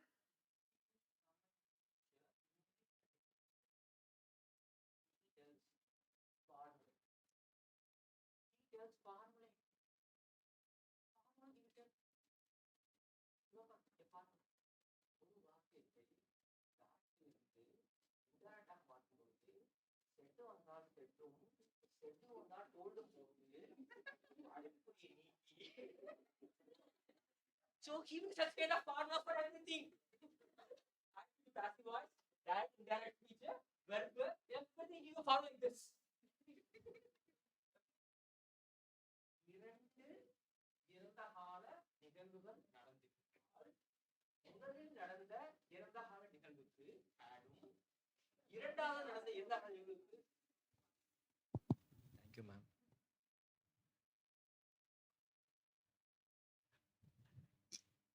Okay. இரண்டாவது நடந்த இறந்த கால நிகழ்வுக்கு past tense போட்டு sentence முடிக்க வேண்டும். Yes, Ramasamy, stand up. Yes, sir. Give the formula for past perfect and past tense. That's what we ask. Kamakshi எந்திரிப்பா, எந்திரி நீ. என்ன formula? Active voice passive formula சொல்லு. That is we used to say in chorus. ஒரு வாக்கியத்தை ஆக்டிவ்ல இருந்து பாசிவா மாற்றும் பொழுது, such a beautiful teacher. You imagine a max teacher, he was not hesitant. He never said that, I'm a max teacher, why should I come and teach you English? He never hesitated. But he was teaching us English through his own style. So our English notebook, no, will have all the formula. Formula 1, formula 2, formula 3. My friends, those who happen to see my English notebook, they'll ask, whether it is a max notebook or not, we are not able to differentiate it. It's a beautiful gentleman, handsome gentleman. Hats off to my teacher, Imran sir. I love max, but I'm afraid of max teachers. I don't know why. Okay, next slide, please.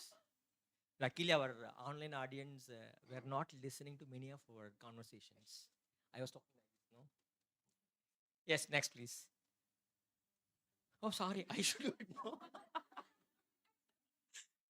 ஏம்மா பேசாம இருக்க சொல்லாதம்மா. You can tell me, no? You are enjoying. So whenever teacher is committing a mistake, no, students are enjoying. Enjoy at their core. Very happy they are. Yes. Okay. And how to very simple example.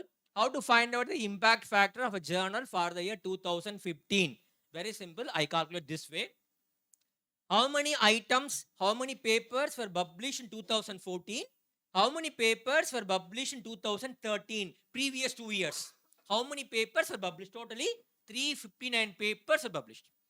And what about the citations received by these 359 papers in the year 2015? We are not bothered about how many citations these papers received in 2014, 2013. We are bothered only about the citation received by these 359 papers in the year 2015. Number of citations divided by number of research papers gets you the impact factor. This is a 2-year window. 2-year impact factor. Good? Yes. And this 5-year. You can do it for 5 years also. You take last 5 years data, calculate. Very simple.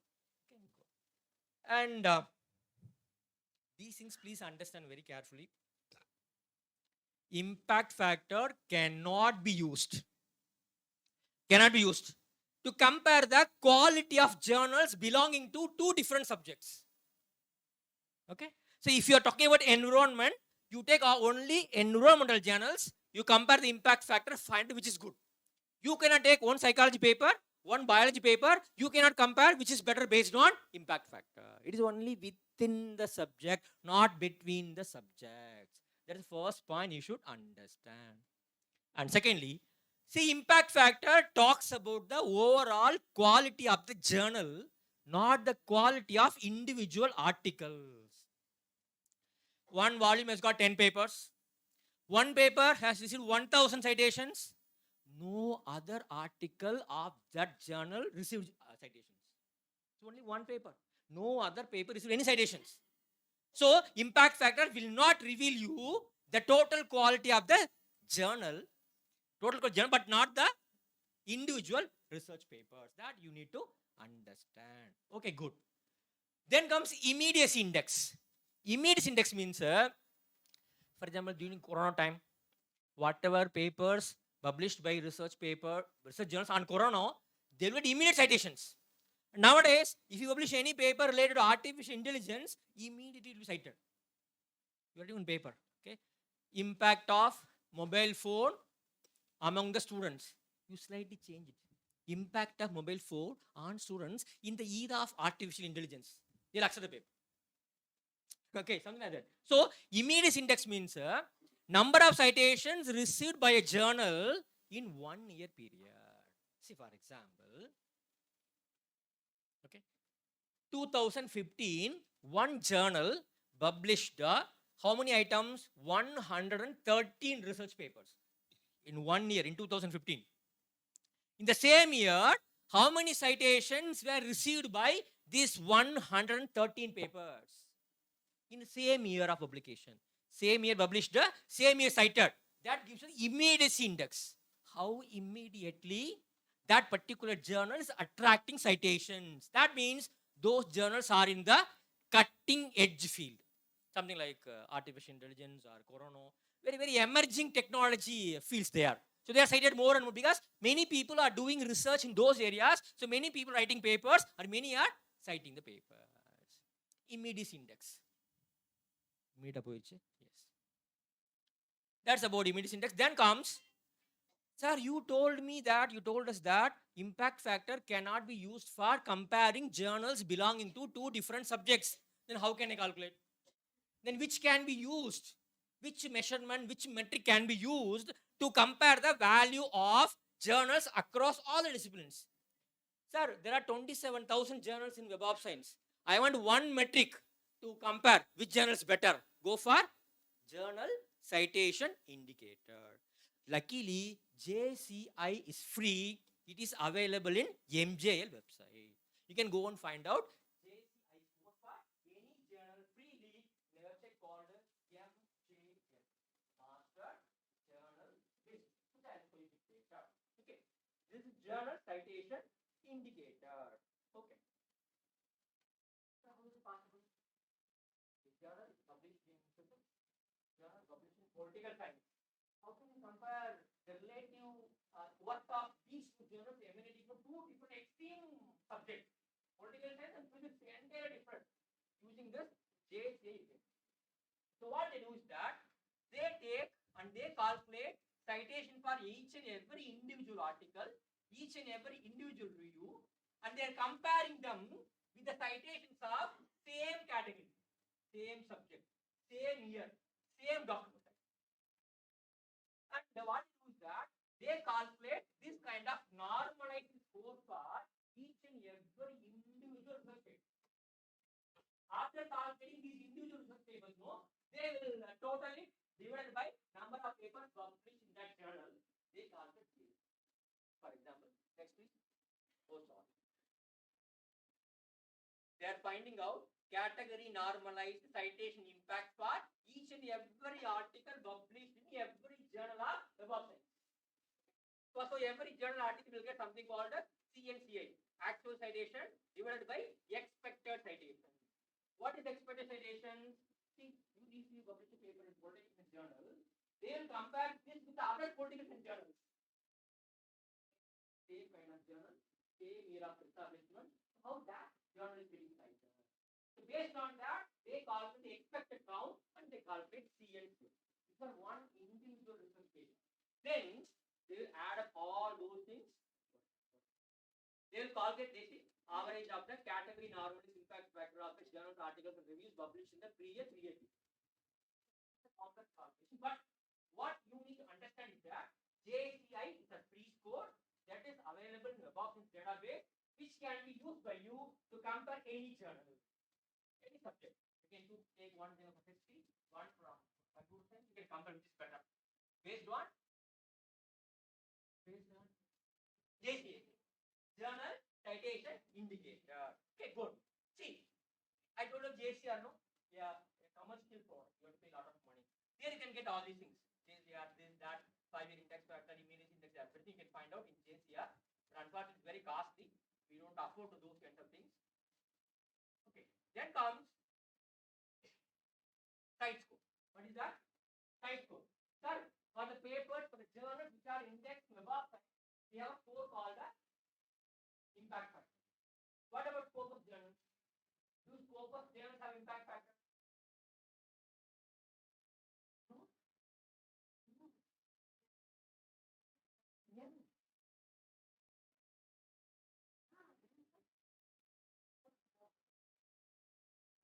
Do they have Scopus journals? Yes. Which Scopus journals belong impact factor? The Scopus journals which are indexed above the also. Same journals indexed both in Scopus. There are number of journals. Around 10,000 journals are common between Scopus and Web of Science. If a journal is indexed in both Scopus and Web of Science, they will get both. Okay. So, site score metric, it can be used to evaluate the quality of the journals which are indexed in Scopus. Don't ask question why Scopus is not the impact factor, because impact factor is the logo, the copyright, designed and devised by the Govt. You cannot use it. As I cannot use your college logo. Scopus cannot use logo of Govt. So they have developed their own logo called site score. Site score is a 4-year window. It's not a 2-year, it's a 4-year window. Here the calculation goes this way. So 2020, you want to calculate the site score for a particular journal. You need to find out how many papers are published in 17, 18, 19, 20 together. Add how many papers are published in all the 4 years together. There is a difference between impact factor and site. Here, they take all the citations. Citations received in 2017, citations received in 2018, 2019, 2020. Papers published in 4 years, citations received in 4 years. The impact factor, they take only citations received in 1 particular year, the year for which you are calculating impact. But here they take all the 4 years papers, they take all the 4 year citation, very liberal. Focus site score is very, very liberal. Good, you can calculate. Okay, fine. And same way, site score cannot be used to compare the quality of journals from 2 different subjects. Within one subject, there are 100 journals of biology. You take all the 100 journals, you can compare the journal's worthiness based on site score. But you cannot compare a journal of biology and journal of psychology using site score. They got an idea called SNIP or SJR. Red color, no? Source normalized impact factor, otherwise SIMAGO journal ranking. This can be used for finding out the quality of journals of any. You can compare any two journal based on SNIP or SJR. Not type. Type code only meant for inside one particular thing only. One subject we can compare to, not between the subjects. Okay, fine. Okay, fine. These are the things and the sign of. I just tell you about these two things, and then I will show some screenshots. Then we will end the session. See, sign of what they do is that very simple. It's very simple. Sign of how they calculate. See, for example, see,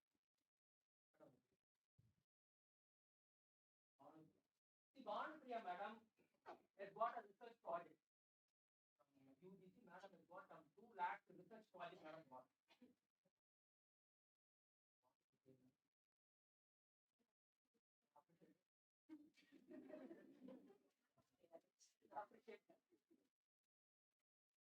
Okay, is it fine? Madam has got 2 lakhs of project. So this madam is appreciating. Who is this madam? A colleague. Colleague may be in the same department or the college madam is appreciating. So madam is madam is still happy. So madam goes home.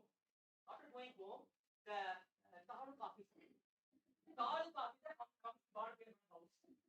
Madam, I came to know that you got 2 lakhs in this project. Congrats.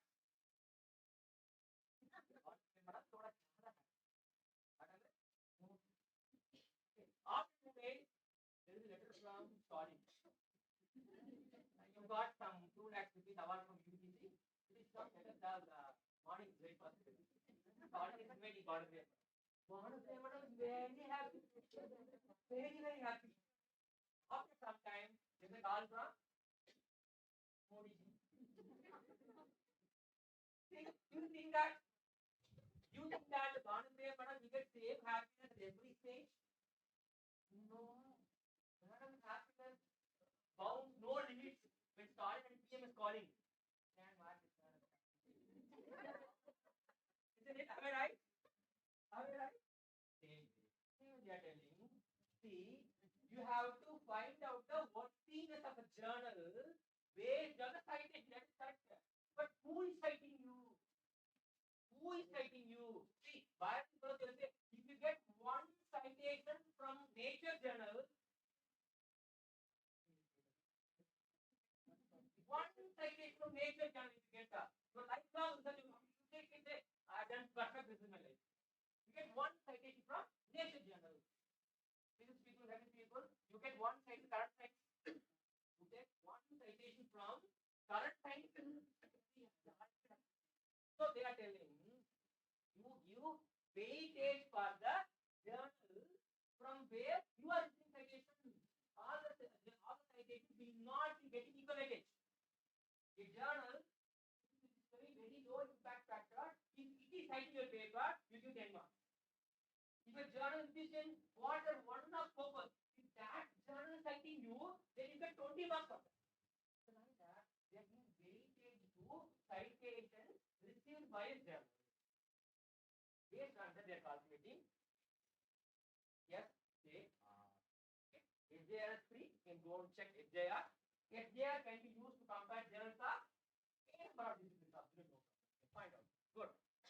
Okay. Then comes last one, SNIP. SNIP means they say that see there are why a particular subject is getting lot of citation. Why a particular subject is not at all getting citation?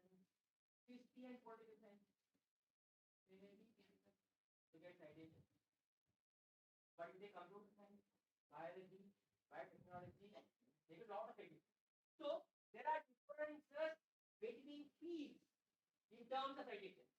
So this SNIP takes into consideration the field-based differences existing among the subjects in terms of citation. So based on this, they calculate SNIP. Let us worry. There is a factor SNIP which takes into account the field-specific citation differences, so that these are normalized. This score can be used to compare two journals of any different. Okay, fine. Next. Next, I'm telling you. Where to get all this? mjl.clarivate.com. Just go to the site.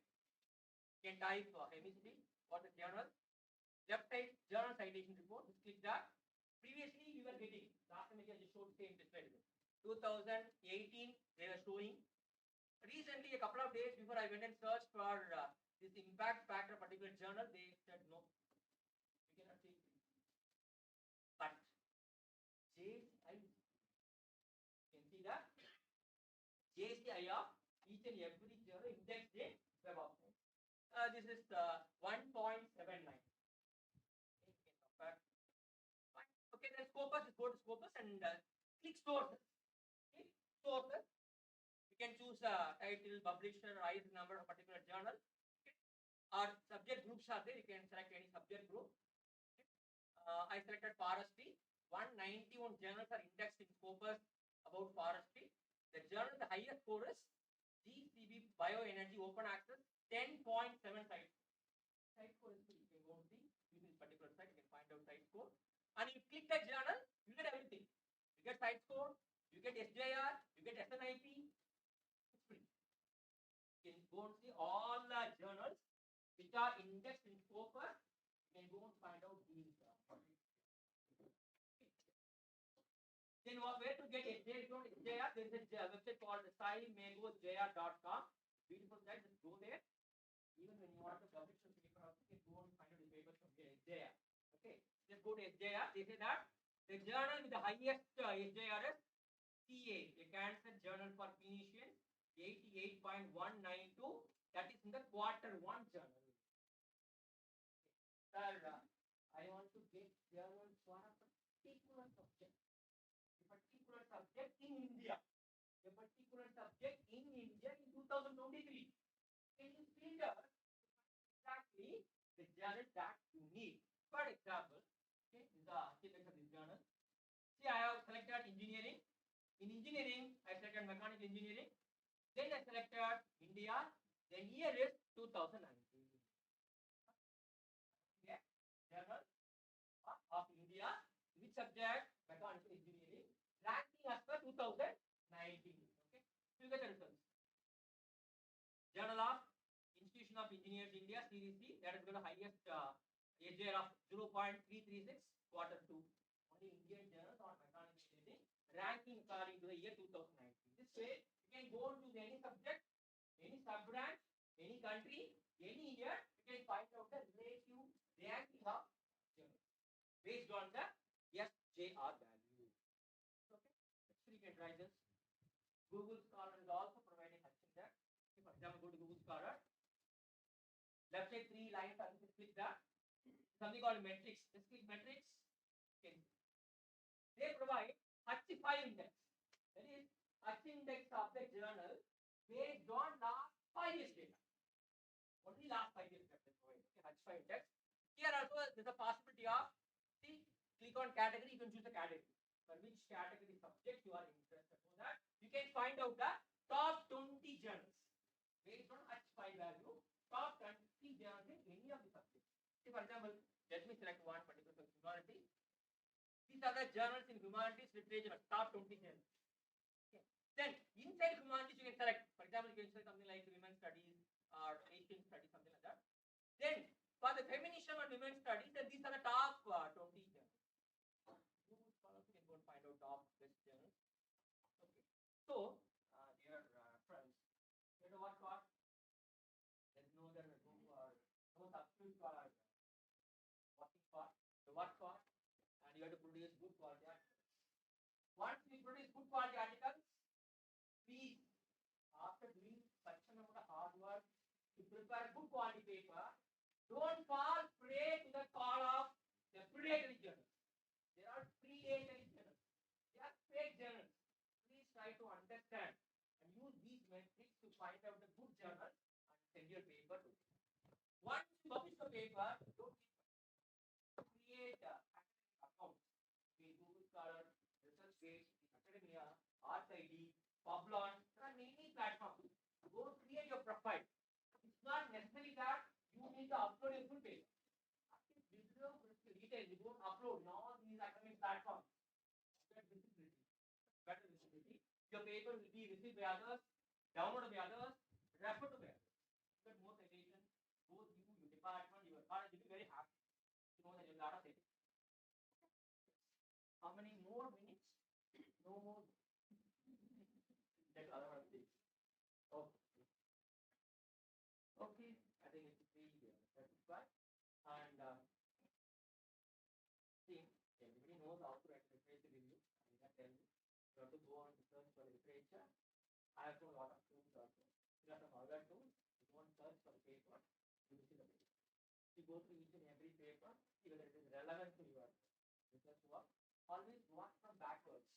First, see the paper published in 2023, go back to 22, 21, go back like that.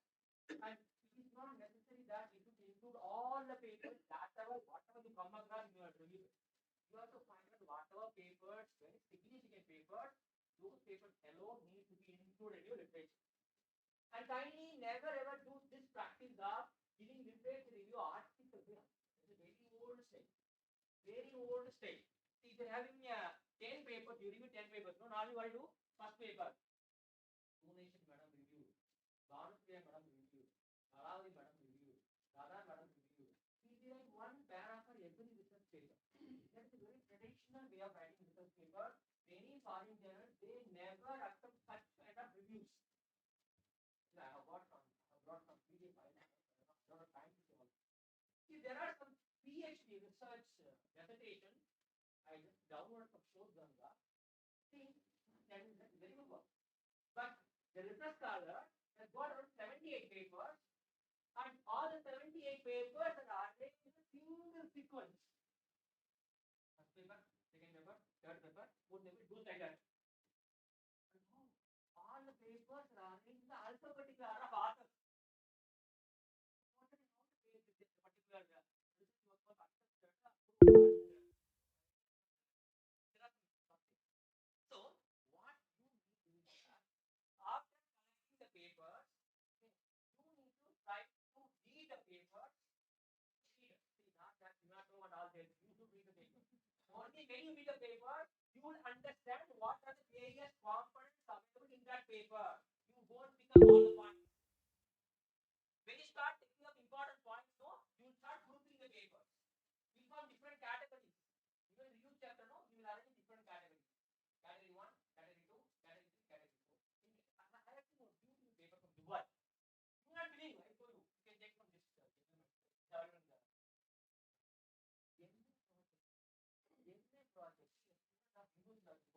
He has done a 112-page MA project on impact of service cap. Service, what is service cap? Landscape, you know. What is service cap? The environment in which a service is rendered to a customer. How do I know? After reading the project. I understand. I know about it. Okay. Impact of service gap on the buying behavior of food retail industry.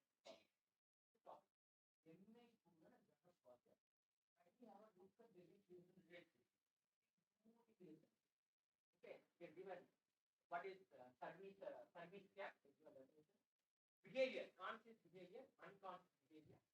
Then we started thinking about dimension, social dimension of service gap, then physical dimension. Under physical dimension is given lot of subheadings. How your environment, the paint, what you are given for your building, the reception you give, the reception explain what you have. So my just advice is that you read the paper, understand the paper, try to group the paper based on the findings. One research paper may have 10 tables.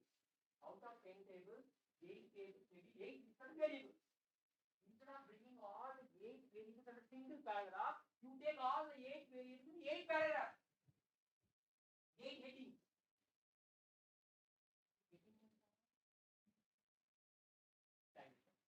See, I read 20 papers. Of the 20 papers, 10 papers are same question. What question is? How many hours do you spend online with your mobile phone? That is very important. Okay. So out of 20 papers which I read, 10 papers, same question. So what you do? You have a heading, side heading called use of mobile phone after evening hours or heading. You bring the result of all the 10 papers under one paragraph. That kind of categorization of reviews of that needs not start PDF, start doc, that needs you. That needs your understanding. That needs your reading. That needs your research interest. So thank you so much for this beautiful session.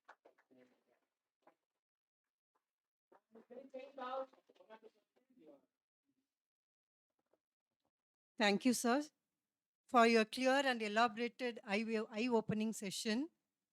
The end of one chapter is just the beginning of another. With this, we have come to the end of today's Power Packed session. Now, the forum is open for questions, followed by feedback.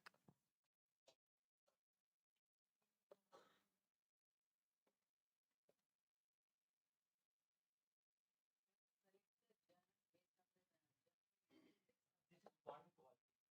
German metric is only one quality which can be used by you to measure the working of a journal. See, many a time you just take the journal, take the few volumes, go to the paper, you will understand how good, how bad journal is. Group reading, number of mistakes. See, many journals know in-text citation name is there, reference में नहीं. Reference में they have included, but in-text there is nothing is there. So you need to go through the previous papers published. You should see who is publishing. That is very important. Who is publishing? See, if given a permission, given a choice, I would prefer myself to publish a paper which is in a journal published by Springer rather than by Radhavari Chettiar. Publishing one paper. It's a very good journal, no doubt in it. But given a choice, I will choose Springer. So, who publishes your journal? What reputation is what? Who are there in the editorial board? Who are there in the editorial board? That journal metrics also is a tag which can be used by you to select a journal. Darren sir, we had a separate session on how to select journal for publishing research paper. That means one and a half section on what fields you can select a particular journal for publishing the paper. Thank you. Yes, others.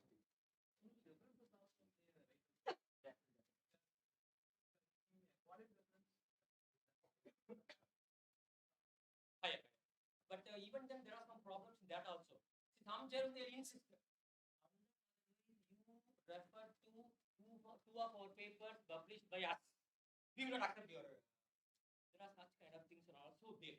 But my humble request is that whatever may be it a high-level journal unless otherwise that article, that research paper is directly related to your research context.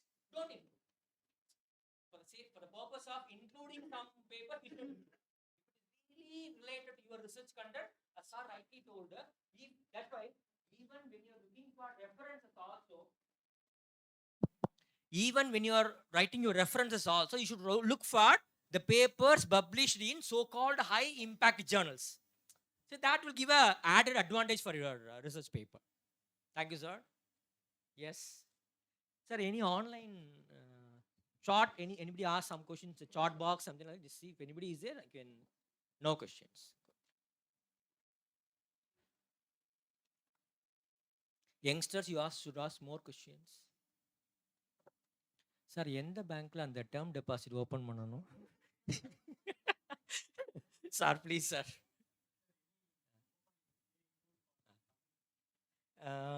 Tamil, I have not explored so far. What purpose, sir? What do you want to do, sir?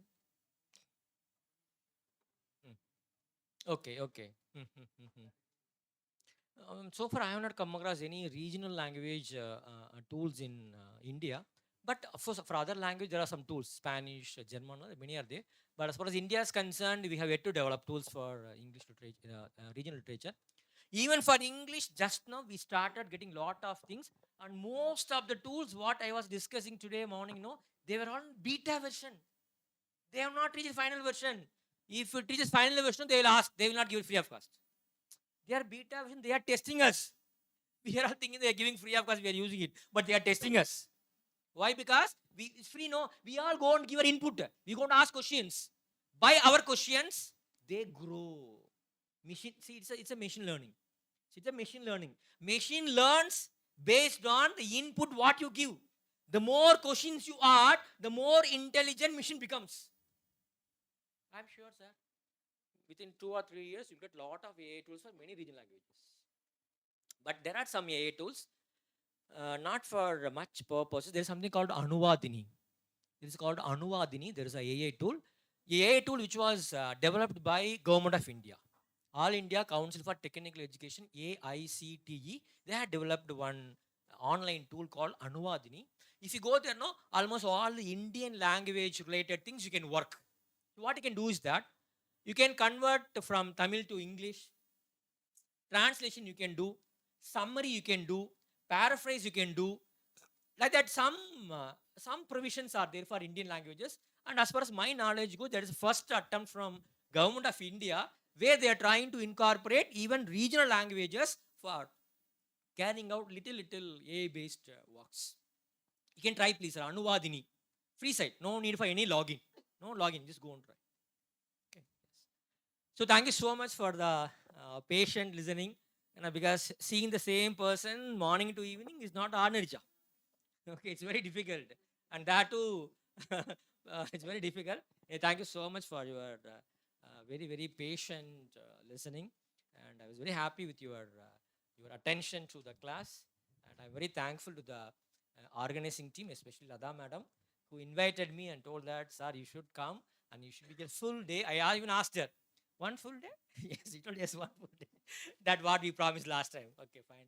So I told Shiva madam, I'll come. So thank you so much, madam, for inviting me. I'm thankful to the research cell. I don't know who is research. Thank you so much for inviting me, ma'am.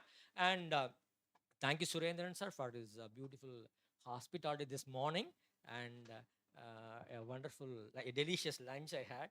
Okay, and thank you so much for your love and affection. Thank you so much. And see, all the PPTs, whatever I have been presenting this morning, apart from another set of PPTs for free online tools, all are stored in this computer. You can approach the organizing separately. If you are interested, we will hand over all the PPTs to you. You can use that. Thank you, sir. And feedbacks are welcome from the participants. Anyone interested?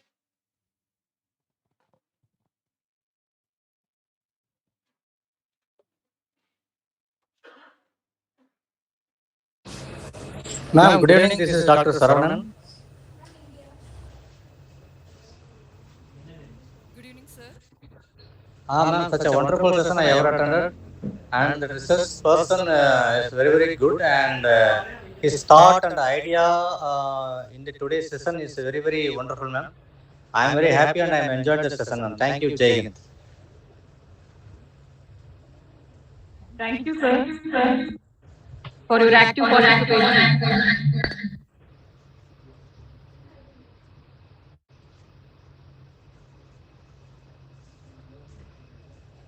I think everyone present here would agree that words would not be sufficient to thank our resource person. However, I welcome Dr. D. Manjula, Coordinator, Research Cell, to formally propose vote of thanks. Good evening, all. On behalf of our entire college fraternity, I sincerely thank our chief guest, Dr. K. Ramasamy, college librarian, M.V. Muthiah Government Arts College for Women, Dindigul. It's indeed a great pleasure to having such a prominent speaker known for his great contribution towards research. Sir, I'm sure that will greatly benefit for us on the topic you explained about various tools, various platforms, and research metrics. This will stimulate us to do more research activities. Thank you, sir, for enhancing our understanding pertaining to research. Such an awakening session we had. Thank you, sir, for joining with us and enlightened us. I express my gratitude to our college management and principal for their encouragement and continuous support. Fellow faculties and GMEET participants, thank you for your active participation. Special thanks to the technician Deepak. I thank each and everyone for your kind cooperation. Thank you all. Thank you, ma'am. Thank you all.